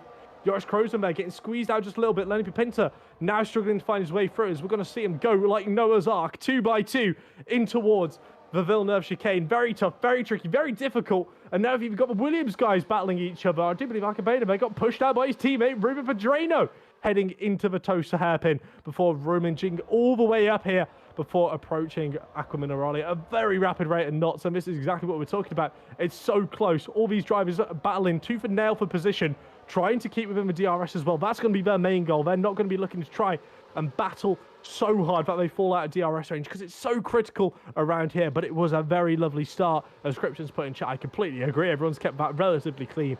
And of course, we've got a great mix of tyre compounds here as well. Medium and hards throughout the grid. Who's going to be able to make the biggest moves on what compound tyre here, Nathan? It's going to be a very interesting second race here with Daniele Parodi making a cheeky send there up the inside, up into P9. Of course, and those on the hard certainly will drop back on the opening couple of laps, but someone not looking to drop back here is Nicholas Longuet, looking for a possible move into turn number 2, technically, on the back of Donoso, but backs off at the last second, hasn't quite got the speed to carry himself into a move into turn number 2 as they head their way through now and in towards the second chicane, the Villeneuve chicane. We'll see what moves can be made, but so far Ferrari strong, sitting in 3rd and 4th. They can control their little race for the podium, and further back Reece Linton started P17, now up into P14, doing a good job here for Race Clutchers. Lenny Pinter also into 7th here for the Race Clutch team. Remember, they are 2nd in the standings. They need a good result here tonight to try and propel themselves ahead of Red Bull, who certainly are on the back foot, currently sitting P15 and P20. Not the race start they would have wanted, but looking behind the back of Barry, Max Grossporn has got a good run, but also Joris Krozen there, looking for a move on Max, went onto the grass but had to back out. So Joris certainly looking to get on the charge after a poor opening lap. I think he lost 2 positions on lap 1. But again, it's not the end of the world because of the nature of the circuit. Heading down into turn 2, bait cars around you to use a little bit more battery.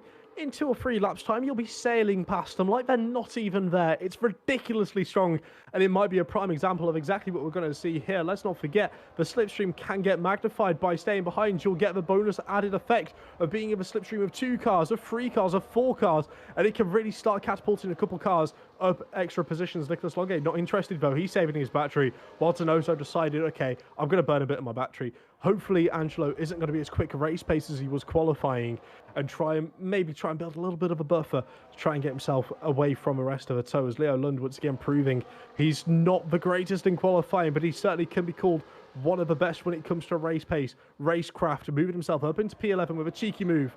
And once again, staying within the DRS, which is going to be absolutely crucial for this race. I can't say it enough. It is so important around Imola. It certainly is. And remember, guys, not to go onto the white lines. Pretty much, if you go into the white line, you can get yourself a warning and easily gain yourself a penalty. That is something that the drivers have got to be wary of, especially through the next 29 laps of the Imola Grand Prix. As we can see, many cars having a big slide heading out of the Variante Alta and heading down towards the Tour of Atzers, and we'll see what moves can be made next. Heading in towards the final couple of corners, we'll have the DRS open yet again as we begin lap 4 of 32. It's Donoso who leads for Aston Martin ahead of TRT's Angelo D'Ortenzio, and Nicholas Longuet on the charge, burning his battery, looking to make a move ahead of Donoso. D'Ortenzio takes the lead of the Grand Prix ahead of Nicholas Longuet, now ahead of Fabrizio Donoso. Further back as well, Joris Krozen looking hungry to get past the back of Max Grossportner, but with the track being quite thin, the DRS really disabling any sort of movement because of how big of a train it is. He's just stuck in P6 behind Max for now and can't really get an opportunity just yet to make a move. But let's remember, that is a feature. That was perfectly intended to make it nigh impossible to try and get an overtake. But with that being said, Barry Burman, because Nicholas Longuet went for that move, caused a little bit of disruption. These guys, yes, they've not been fighting tooth and nail, but they've been swapping positions. Someone's had to lift somewhere to make sure they fall back into the racing line. Gives Barry Burman a great opportunity to save battery and close up on Donoso, on D'Ortenzio, and be able to try and work a little bit more magic. This is where Ferrari really excel, push themselves up towards that next level, where their teamwork is it's almost perfect. If not, it is perfect. The majority of the time, you can sit there and criticize whatever you want. But one thing you cannot criticize is how effectively these two drivers work together on such a regular basis, whether it's in F1 sim racing, whether it's in just a normal PSGL race, or whether it's in E-Series. They know how to make the most out of their work. As you can see here, once again, picking up the slipstream, Barry Burman, Nicholas Longuet. This gives Barry an opportunity to try and squeeze it on the inside. D'Ortenzio was having absolutely none of that. He knows their games they're willing to play, and he said, come on then, bring it on. I'm more than happy to try and go for this. D'Ortenzio on the slightly more tentative side, not looking to try and get involved too much with the battling between the Ferraris. He wants to sit back. He wants to just somewhat nurture this P4. He's not looking to try and send it up the inside of Barry. He's not looking to try and battle it out too hard with these drivers, knowing that when he comes back around to turn 2, he's got the run. He's got that optimal position to try and make a jump. He's just got to prep his battery to do so. Of course, as just on board there with Pedronio losing the position out to Daniele Parodi, or at least was looking to make a move on Daniele Parodi. He's in P10 at the moment for the Williams team. Looking strong so far, the leader on the hard tyres. as we head our way into the Variante Alta once again on lap 5 of 32. Of course, with the track being quite short, there's many laps. Normally, most tracks you get about 26, 27 laps. Around here, you head into the 30s as we head our way down to the final couple of corners further back there. Declan Barrett looking to make some moves, looking to get ahead here of Nelson Alves. A Red Bull versus a TES here for 13th place. We'll see if Declan can find the move, but not quite got the exit he would have liked, and will stay in that position as we do see yet again Donoso take the lead of the Grand Prix ahead of Nicholas Longay in second place. Further back there, Crozen looking for a move once again on the back of Max Grospointner, but just can't quite get himself alongside to make that move. But Max now looking to charge and make a move ahead of Angelo as we head our way into the Villeneuve chicane. Angelo here, even though he's dropped down to P4, he's still in a good position because anything can happen in the next 20 or so laps. Absolutely, and as well, you've got to consider points are points as we do see Ruben Pedrero looking to try and make a move on Parodi on the hard compound tyre. Again, maybe not just having a grip just right now, but given, maybe 1 or 2 extra laps, those hard tyres are going to start coming into that working window where they might be a little bit quicker, if not equal with the mediums, and that's when we're going to be able to see the likes of Ruben Pedrero, Nelson Alves, Icabina be able to try and make a charge back up, because we know how talented they are. Icabina is a prime example of that, having a battle with his teammate, got squeezed out onto the grass, lost 8 positions from where he started this race. He knows what he's capable of. He knows he's back up towards that top 10 to close back up. Yes, what's happening? I'd like to thank whoever gave the raid, because we've now got over 400 viewers on Twitch. So thank you very much. Oh, what a legendary person. I'm not quite sure who that was. Person, people, or company. Oh, from Red Bull. Josh. Oh, listen, don't throw me under the bus here. Just because I work with him doesn't mean it was my choice. But overall, welcome everyone. Unfortunately, Jarno's not here. He can't be in 3 places at once, despite being on a Red Bull stream earlier. But we do have Liam Parnell, Declan Barrett representing the Oracle Red Bull Racing sim racing team, as well as many other talented drivers here. We've got the Ferraris, Donoso losing a position out to Longay there, Barry Burman, both from representing a Ferrari outfit, Donoso representing Aston Martin. Again, it's one of those things. It is a team championship for those of you who might not be aware, but at the same time, you've got to consider it could be a little bit of a cheeky opportunity here for Ferrari to be able to work together effectively, secure a 1-2 before the pit stops even come about. And then at that point, they'll be looking to try and sail off into the distance, similar to what they've done previously a couple seasons ago, even last season, to be able to get themselves that brilliant opportunity to score the maximum amount of points. Certainly, as we just have a little look here at Pedronio, looking to make a move against Prodi. Again, these two have had a right battle going through the first 7 laps of the Grand Prix, and still no move can be made here by Ruben, but I feel like giving a couple of laps now, as we do see pit already. That's a really early pit stop here for one of the medium runners, as we do see Donoso take the lead once again. But Ruben, give it a couple of laps now, he'll be really strong on these hard tyres. Around lap 7, lap 8, I expect the mediums to drop off. And so far, it's looking like they're looking to hit that zone, as we do see Ruben head up into P8 now ahead of Parodi and looking on the back of the race coach of Lenny Papinta. And so far, they're running P8 and P14. I'm not sure what happened to Ika. Did he have an incident on the first lap? Because he was up in, I think, P7 at the start, wasn't he? Yeah, he had that horrible start where he was put side by side with Ruben Pedrero. Pedrero squeezed him coming out of the Villeneuve chicane into the gravel. And, of course, you get a bit of gravel on your tyres. Your tyres aren't in the optimal window, are they? They're going to fall away. They're not going to be perfectly able to give you that level of grip you're looking for, you desire. So he ended up losing a couple of positions heading out of Toaster, and then he couldn't get the traction down exactly as he wanted. And then at that point, you're very much a bit of a sitting duck. But someone who isn't a sitting duck at the moment, Ruben Pedrero, he's absolutely sending it on this hard compound tyre. I think this might be the very crossover point we were thinking about earlier, Nathan, where those hards, quicker than the mediums, now this is where Ruby gets to flex those muscles and show the reason why Williams are a legacy team, the reason why they deserve to be higher up in the standings. More of the medium runners diving into the pits. They're feeling their tyres coming to an end. And Pedrero picks up a DRS. He's flying at the moment, fastest lap, and it won't be a very long amount of time before we can potentially see him looking to try and scrap it up there with Joris Krozen, Angelo Dorotencio, and maybe even Fabrizio Donoso and the 2 Ferrari boys up at the front of this pack, as they have secured the 1-2. Now they'll be looking to keep their heads down and hold formation. There won't be any papaya orders or McLaren bullshit, because these two know exactly what they're doing. Certainly, as we did see Reece Linton there go up into P7 ahead of Leo Lund. So looking to push forward here is the race clutch of Linton, as we do see, of course, Lenny Verpinter, Max Grosspunner and Daniele Parodi head into the pits. And before that, we saw Piot and Ricardo head into the pits. So those guys will be looking to try and filter themselves into the battle, as we do see Angelo looking for a move here on Fab, as he made a big mistake heading out of the Acqua Minerale section. And now he's looking to be under pressure here from the TRT as we head our way down to the Turavatsas once again. And we'll see what happens now as Joris closing in as well here for RHG. And we'll see if any of these top guys pit, of course, are two Ferraris. Even though they won't share the same pit box, they're not allowed to pit on the same lap, as we see Nicholas Longate pits and Barry Murman stays out, as we do see Angelo and Joris also head into the pits. So the top three, Borman, Donoso, Pedronio, as we head down to turn number 2 once again. And Ruben might be onto something here with this hard strategies. We do see Nelson Alves there look for a move ahead of Leo Lund, but as we head into turn 2, not quite alongside to make that move happen as we head our way into the Villeneuve chicane once again. And I just read what Yona Martin's put in chat slightly earlier. Apparently, the hard tyres are quicker after the third lap around here. Okay, right. It's not a bug, it's a feature. The hard tyres are intended to be that strong in the mediums that week to make sure we get some soft, hard compound tyre running. But mediums last a little bit longer, give you a little bit of extra grip. We know the soft tyres fall away massively, but given all of this, and there's a certain scenario that a couple of drivers have found themselves in, Lenny getting a bit of an undercut right up behind Nicholas Longay. This is what Race Clutch need, of course, formerly partnered with Alpine. Now they're free birds. They're able to do whatever they want. They have no obligations. They don't have to think about consequences in F1 sim racing. You know, a bit of a I'll rub your back if you rub mine. Lenny Verpinter here, if he wants to, he can try and fully send it on Nicholas Longay and potentially try and ruin this entire Ferrari strategy. But look what Nico's doing. He's slowing them down.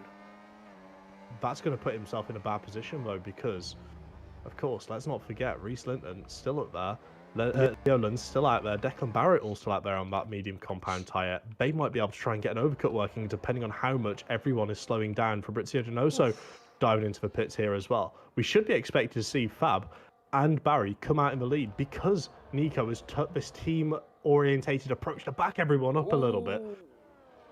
Mate, you're making a lot of sounds, and I can see why everyone... Boys, behave, please. Let's not forget, there's points for every position here. It's not worth squabbling. It's not worth fighting to the death. You're all still fighting the guys who have already pit. Let's keep order. Let's focus. Wait until you make your pit stops. Then we can have those free wide moments heading through Tosa and into Acqua Minerale if you guys really feel like it. Yes. Look how bad the position that Red Bull are in, though.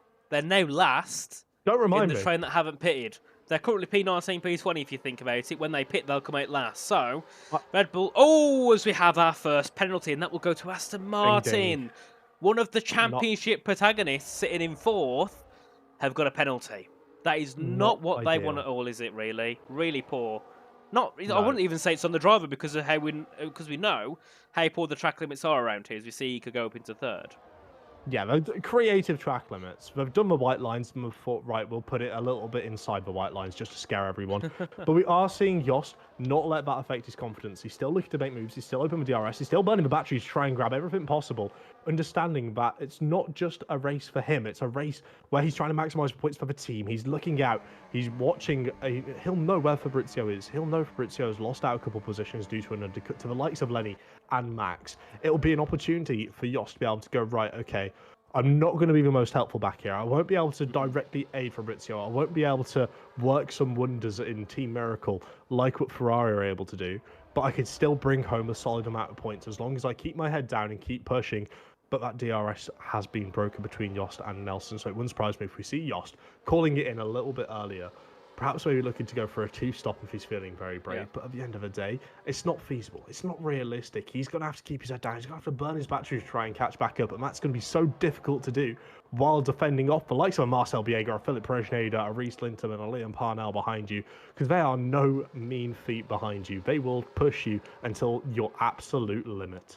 They certainly will. And I mean, if you remember back 5 rounds ago in Kota, The top three is the same. The two Ferraris are Nico and Barry, and Lenny Pipinta in third. We've got a brilliant battle yet again for the lead of the Grand Prix between those three guys, but you can't count out all the drivers that are yet to pit and the ones who are also looking to catch up after they pitted here.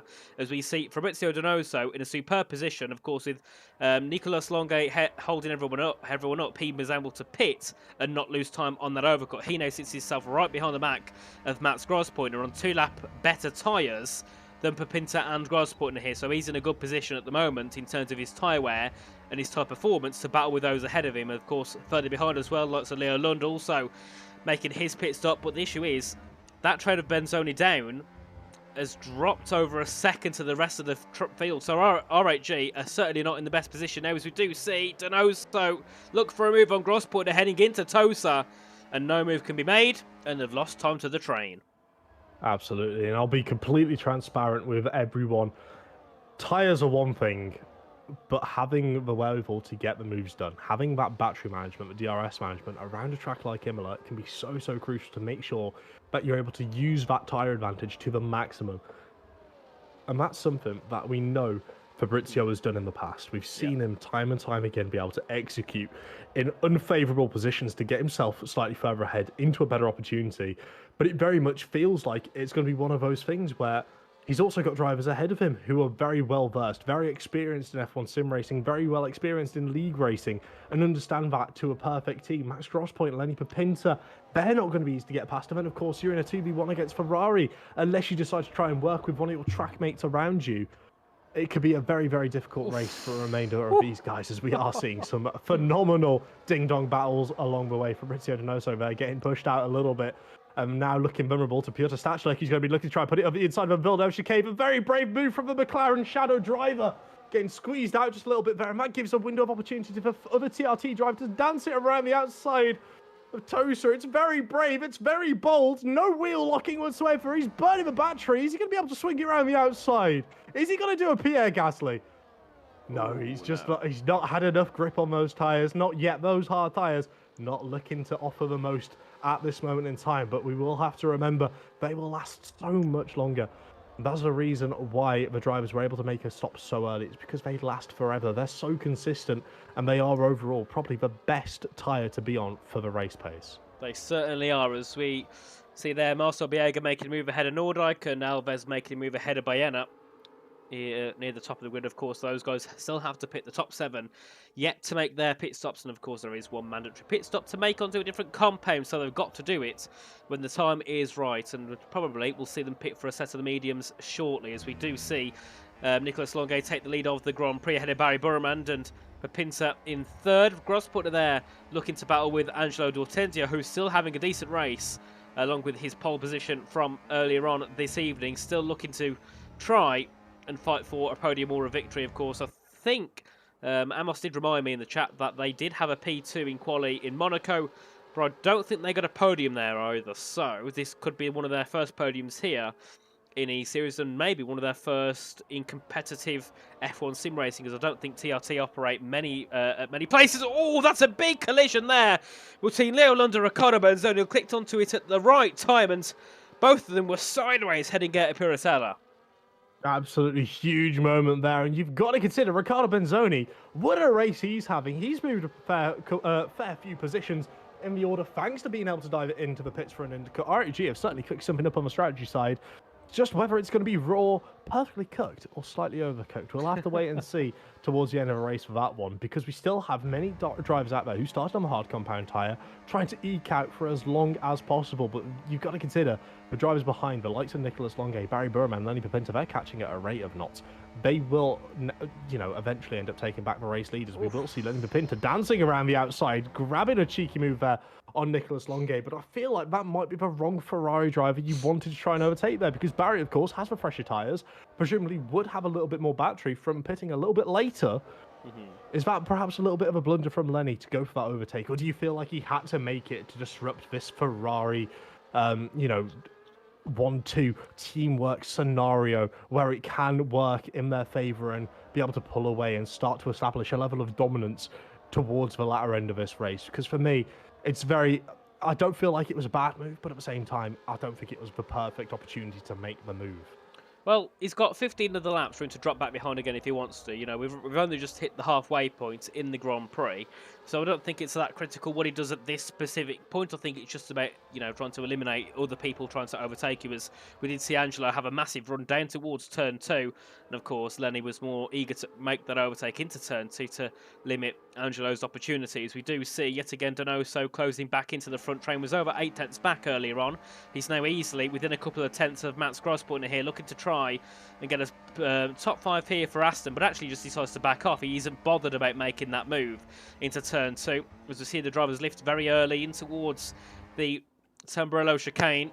And of course the top 3 still sits as Barry Burman, Lenny Pepinta and Nicholas Longue. Angelo D'Ortenzio P4 for TRT, looking to get their best race finish this season, as we do see Donoso looking to also make a decent move ahead of Max Grosspointner. But like we said before, very difficult in these conditions to make moves, especially in a DRS train around the Imola circuit. Further back as well, we've seen the likes of Benzoni and Leo Lund now easily get themselves back into that leading train, so they're not, luckily for those, having to try and fight and push even harder and burning those tyres to catch back up. They're in that train now and can just cruise along and take those moves when the opportunity arises. But starting to think here why those in the top 7 are staying out so late, because it's, they're looking possibly, isn't it easy just to stay out and go to soft at this point? They've only got about 5 laps to do so before I think the soft would be a viable option here. I mean, it would be certainly something running through their heads, trying to somewhat understand and think, right, okay, there's a potential for this. But you've got to consider as well, the longer they stay out, the worse the hard compound tyres of the rest of the field will get over the course of a race. So if they're able to get a bigger advantage by lasting a little bit longer, then going on to the mediums, their tyre differential will be able to try and catch them back up towards A pack. Maybe not the front pack, but certainly A pack, where they'll be able to leech for DRS, save a bit more battery, and then deploy and start pushing a little bit further on during the remainder of this race. But you do have to feel for the likes of Liam Parnell, who's out there without any DRS, and you can say the same. Reese Linton, he's out there, no DRS, no battery. He's not getting a free pull along down the straight. And Ruben Pedreno, who's sticking it out there, he's broke the DRS to Nelson Alves, but there's really nowhere else he can go. He's only going as fast as the car will allow him. He doesn't have any benefit of slipstream, doesn't have any sort of benefit to really be able to try and grab anything else from. It's unfortunate, but it is just one of those things, as once again, we are getting a shout out. We've got to give it to Red Bull Sim Racing. Thank you very much, guys. I'll make sure I'll thank Blake Yano and Freddie later on, because there is an awful lot of stuff happening in this race at the moment. It's one, you can't really take your eyes off anywhere, can you?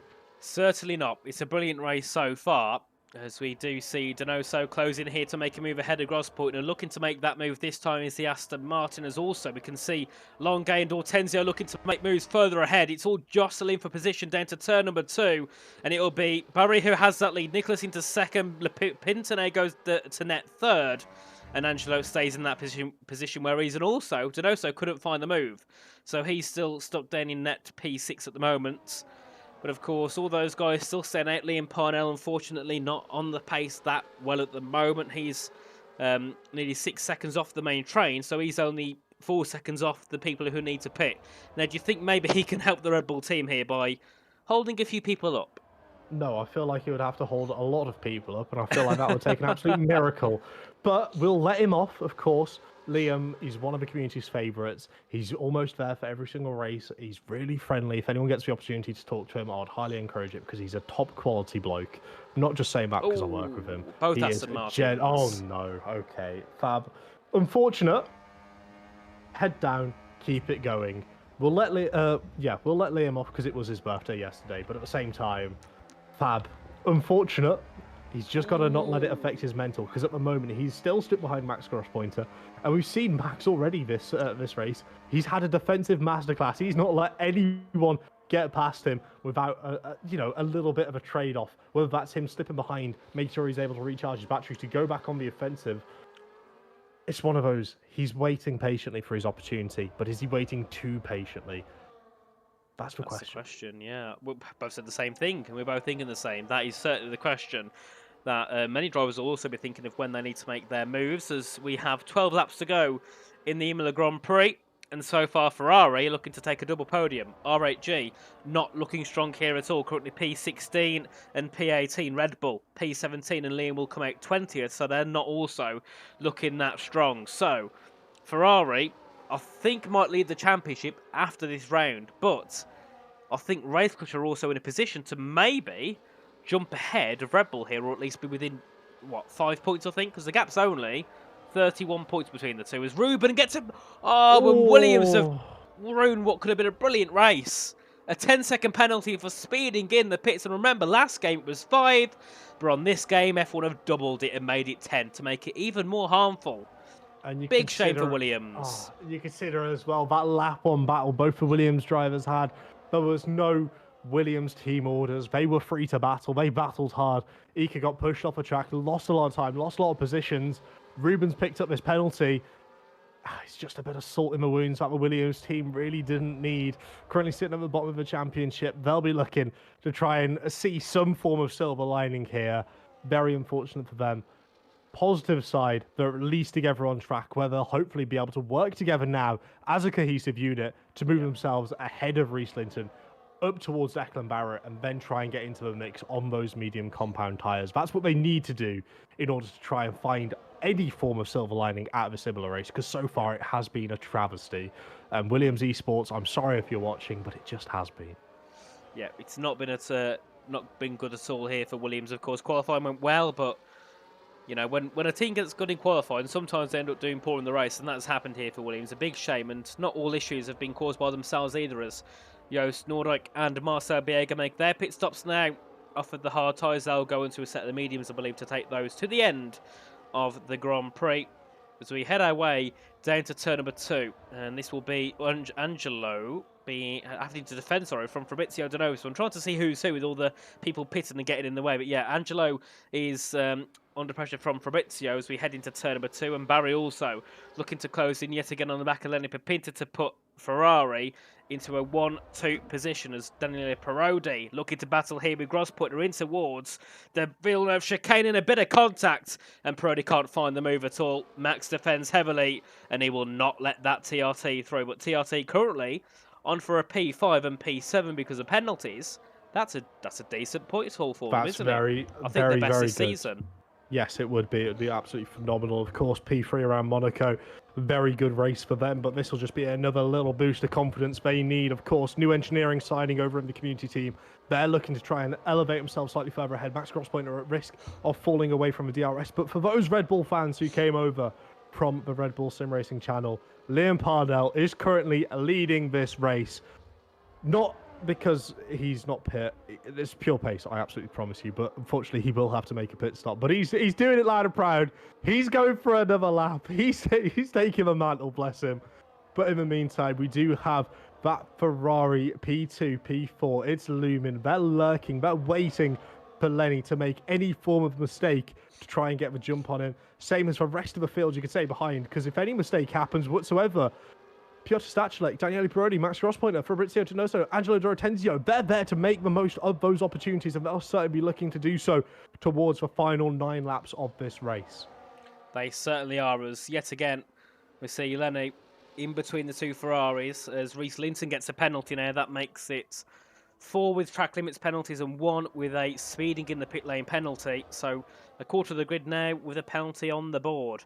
Certainly not what you would have wanted. What can Ruben do here? Looking to make a move ahead of Joris Kroos, and Joris also not had the best race at all. Remember, started P5, pitted early, not worked at all for him, as PR also gets a penalty. But now, Josh, we've had 23 laps. The drivers have built up 1 or 2 warnings. This is where the penalties tie out, because this is where you're getting your 3rd warning, your 4th warning, and we'll probably see a few more before the end of this Grand Prix, and that can definitely change the complexion of this race. For example, Parodi can get 2 positions from this, as, he went for a move, possibly towards the final corner, but couldn't get himself ahead of PR.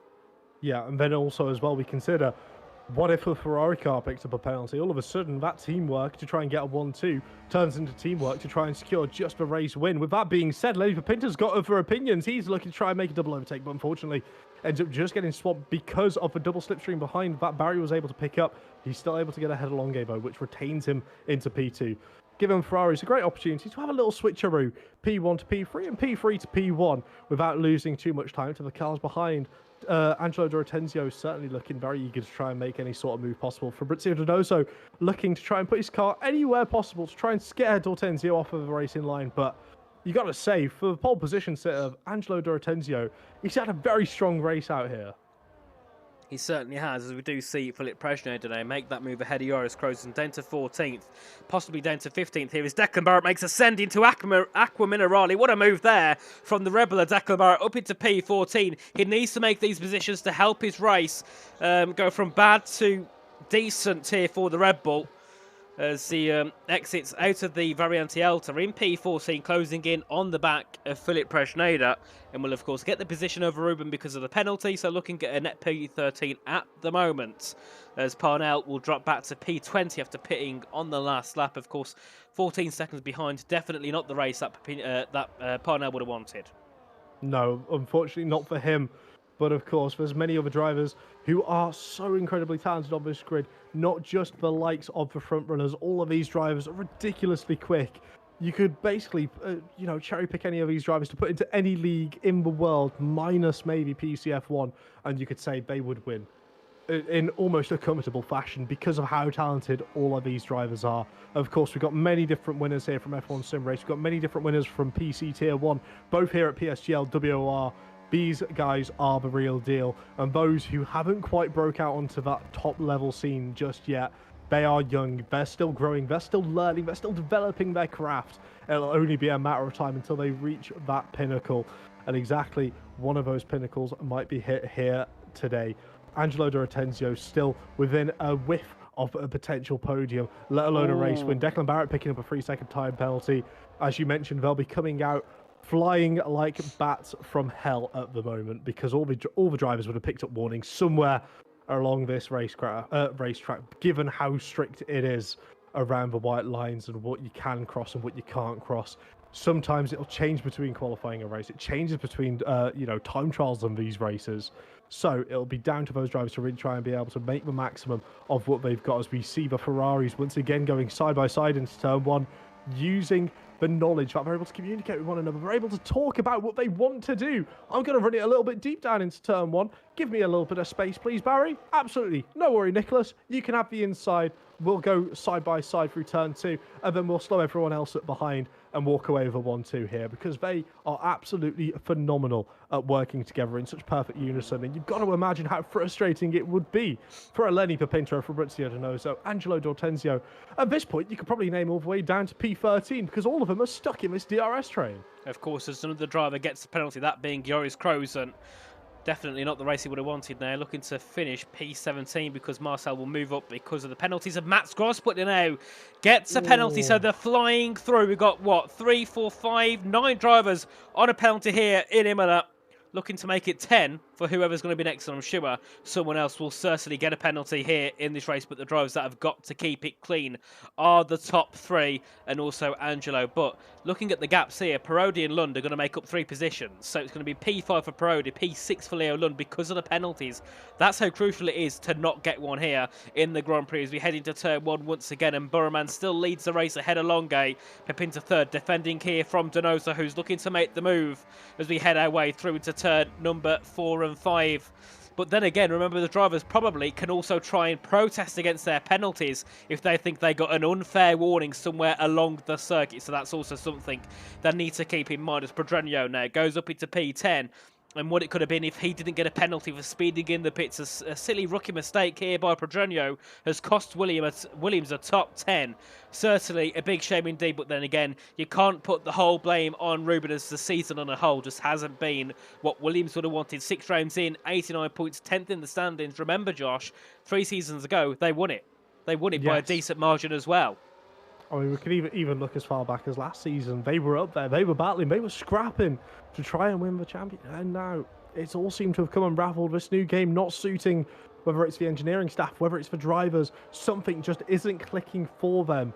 But it's only going to be a matter of time before it'll turn around, because we know how strong they can be. We know that Williams eSport team has got so much depth. There's a reason they compete in so many different series all across the world. The NASCARs, the truck racing, the Formula One. they're not a small team. They will bounce back. It's just a matter of when, as we are seeing Lenny Pinto starting to feel a little bit more pressure from Donoso behind. Perhaps it might be a little bit wise here for Donoso to think more towards the team's championship and think, okay, I'll make it very clear to Lenny, I'm not going to try and overtake him. I've got a time penalty.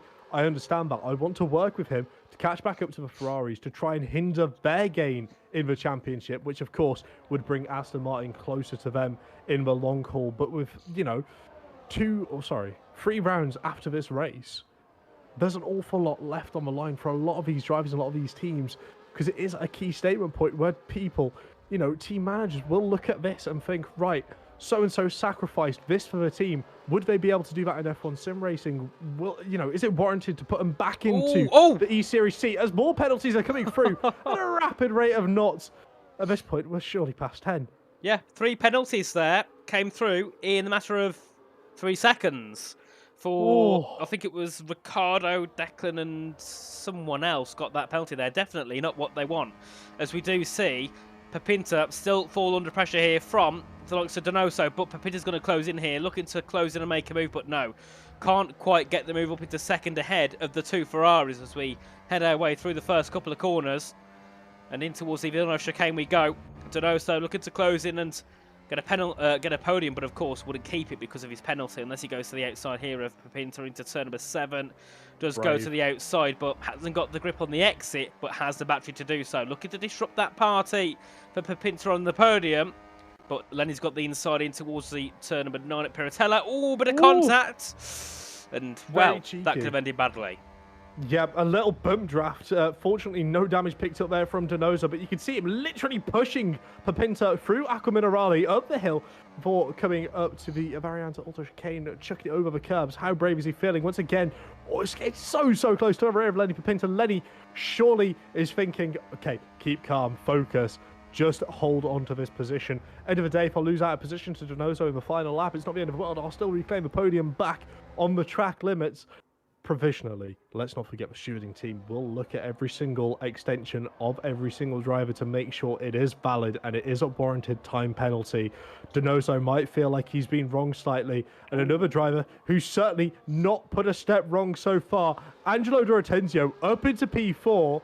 Driver Lenny will have to care about and will have to nurture and watch out for, because if Ortenzio gets past, Lenny's potential chances for a podium might be sailing away with it, because, of course, D'Ortenzio, a lap fresher tyres, would have been sitting in the pack a little bit more. You could assume he would have a little bit more battery to play with as well. Lenny now looking to be a little bit vulnerable, sitting in P3. Certainly, as we do see Piot there making a move ahead of Prodrenio, or at least looking to try and keep ahead of Ruben Prodrenio, heading down towards the Acqua Minerale. Of course, P7 here for McLaren and P12, both of the penalty will drop down further. Definitely not the race they would have wanted, of course. Had a win in Austria with Jack West, and will unfortunately drop, I think, with both drivers there to the top 10 here in Imola. As we do see Cabana now looking to close in and make a move ahead of Piot, but of course he will finish P5 at the moment because of the penalties. So this is also good, I suppose, for the Williams team, as long as Ika Bayana doesn't get a penalty here. But now it's down to Ruben to defend from those behind, also trying to catch up to keep Ika in that position as we head our way down to turn number 2 yet again. Donoso on the back of D'Ortenzio, looking to make that move for P4 once again, but no, not quite close enough. But Angelo now has got his eyes set on a podium here. Pepinta is in P3, D'Ortenzio in P4, and we've got 1 lap to go, well, 2 laps to go. We're on the penultimate lap of the Grand Prix, lap 31 or 32 here, Josh. Yep. The top 4 are all in it here. And to add a little bit of a note, something you wouldn't have picked up on broadcast there, I was riding on board with Ortenzio down the DRS straight. He shifted back down to 7th to try and burn a little bit more fuel. He was almost maxed out in 8th. He shifted back down to 7th before the braking zone just to try and build up the revs, keep them as high as possible to burn as much fuel. Exactly what he's doing for Acqua Minerale. He's looking to shred a little bit more weight off, trying to get the car as agile as possible to look for that move on Lenny Pepinta. He's sizing it up, but again, he might only have 1 more opportunity down at the DRS straight. Of course, the start-finish straight is Daniel Prodi picks up another 3-second time penalty. Hopefully no one's playing a drinking game at home, otherwise you might be drowning in apple juice at the moment. But Ortenzio, a lot to play for here with this final run down the start-finish straight. There certainly is, with many people on multiple time penalties, and we'll see who's going to look for the lead. Heading down to turn number 1, Nicolas Longue goes to the outside of Bauberman. D'Ortenzio looking to close in on Pepinta, but can't quite find the move as we head our way into the Tamburello chicane for the final time in this Grand Prix. And Pepinta still in that third spot, looking to defend from Angelo D'Ortenzio, and TRT want a podium so badly. They've had a pole, they've had a P2 in qualifying, but never a top 3 in the race as D'Ortenzio goes to the outside of Pinta, heading into Tosa corner. They'll have a drag strip all the way up to Piratella at turn number 9, but also Donoso got to get involved in the battle as we head into Piratella now. Who will be in third? It will be Pepinta, and then Donoso makes a brilliant move ahead of Angelo D'Ortenzio as we head our way into Acqua Minerale for the final time. What can D'Ortenzio do? What can Donoso do? He's got to look to try and make a move against Pepinta. Pepinta knows he can't get a P2, he can't get a win. He knows he can take that third place though, as Donoso still looks to fight it down towards the final couple of corners, but Ferrari, it's been another story of greatness around their home circuit. They took a P1 and P2 back in Cosa. They're going to do it around home soil, and it'll be Nicolas Longue that leads Bauberman to a win here, a 1-2 for Ferrari and Imola. Red Bull have done it twice, and Ferrari do it twice as well, as it will be Angelo on the podium. Did Pepinta get a penalty there? I think Pepinta got a penalty. No, Pepinta got into contact with Fabrizio Donoso through the final corner. Both of them went sideways, and then out of nowhere, Angelo was able just to cut up the inside, make the move to secure P3. What a phenomenal ending to that entire race. My word, Ferrari with the 1-2 back to dominance. But my word, Tandem Racing, take a bow. Brilliant stuff. My word. Brilliant. Absolutely superb there from Ferrari and TRT. You know, the TRT were a team coming into this a bit unknown. Definitely not a team to look for poles. Definitely not a team to be on the podium, but certainly a team to get points here and there. But they'll take a P3, and I believe they're also an Italian team. So, around home soil, we've got Italian. Ferrari and TRT. So, it's perfect, isn't it? Absolutely perfect. And, well, when you have Nico and Barry together, you can never deny them for a 1-2 finish, can you? Absolutely superb. And I'm sad we didn't see that third place battle because I thought it was all over and done with. No, it very much wasn't. I'm sure there'll be a replay out there somewhere. But with that being said, I might not be able to say Dubit Weltmeister for the Red Bull team, but I can certainly say grazie ragazzi for the top 3.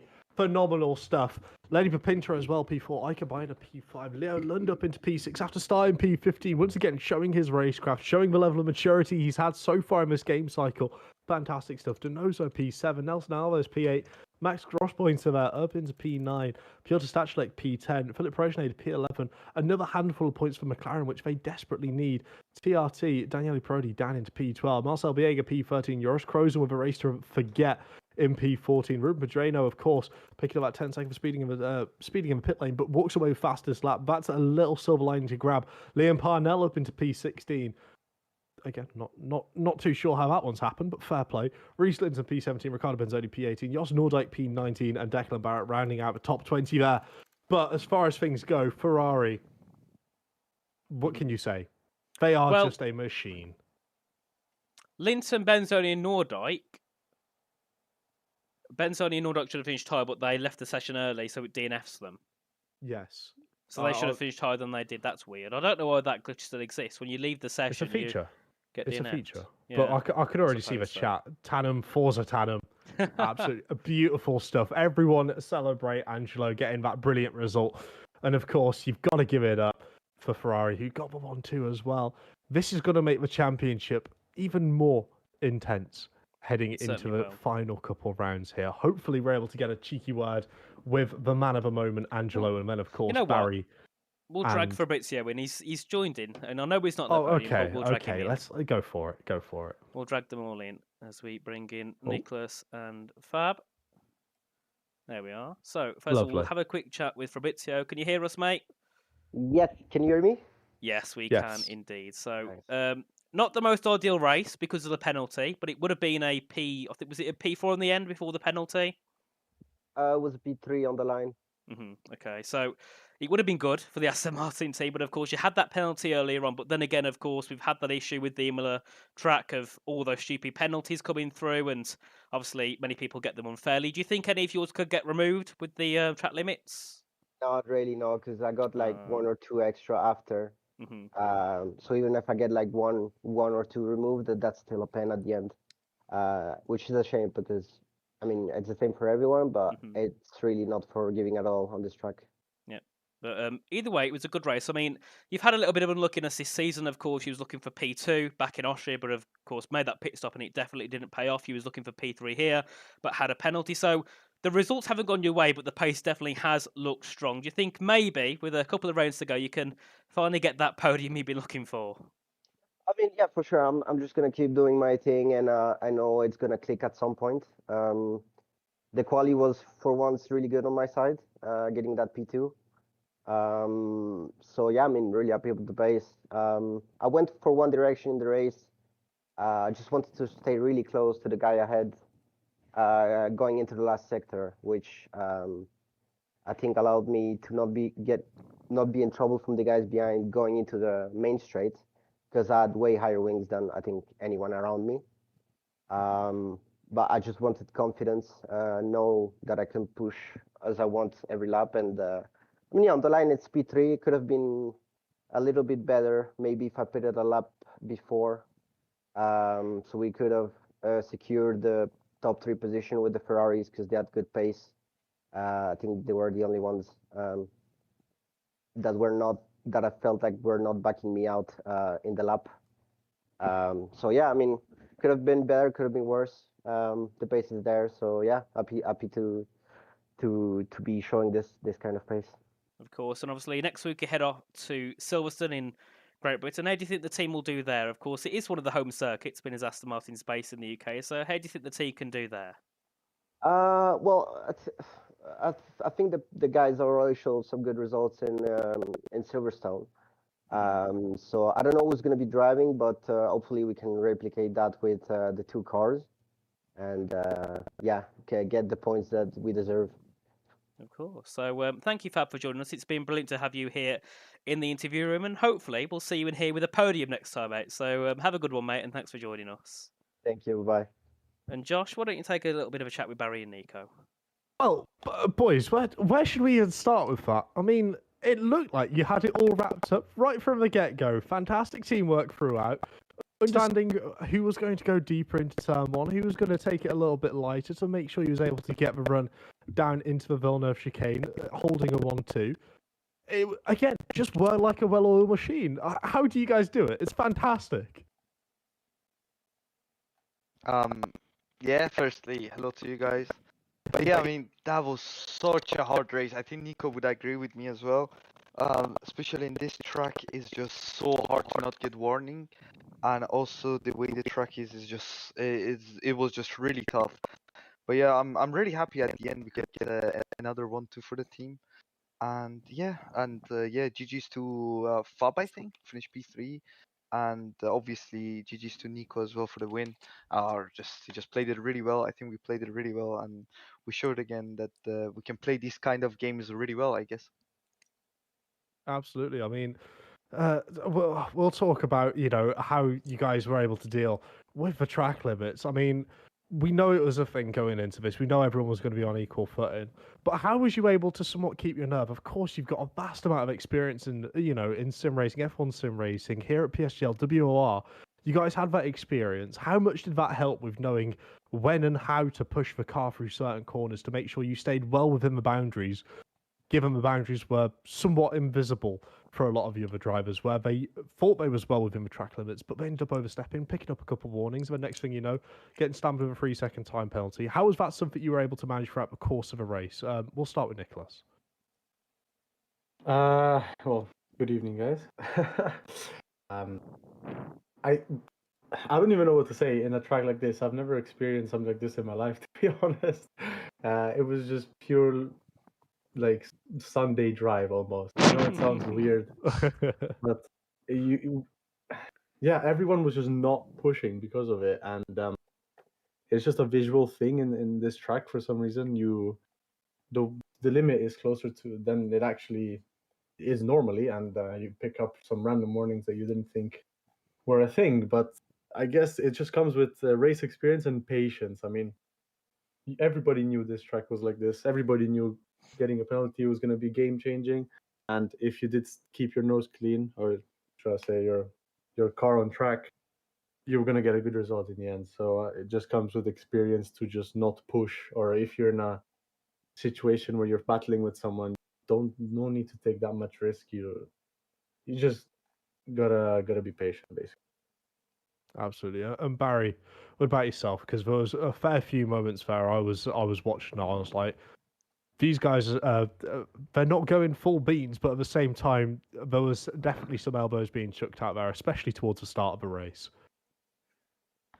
I mean, yeah, I mean, as Nico said, like this track, I think is something that I am also experienced this type of track for the first time ever. Like it's actually ridiculous. But yeah, I mean, since the start of the race, we knew we don't need to really make any risk, and also pushing that hard to stay like super close or anything, because obviously it's so easy to get warnings, and it's done. Like if you get 2 warnings and you have imagine like the whole race in front of you, it's so easy to get one more warning in this track, and also it doesn't let you focus.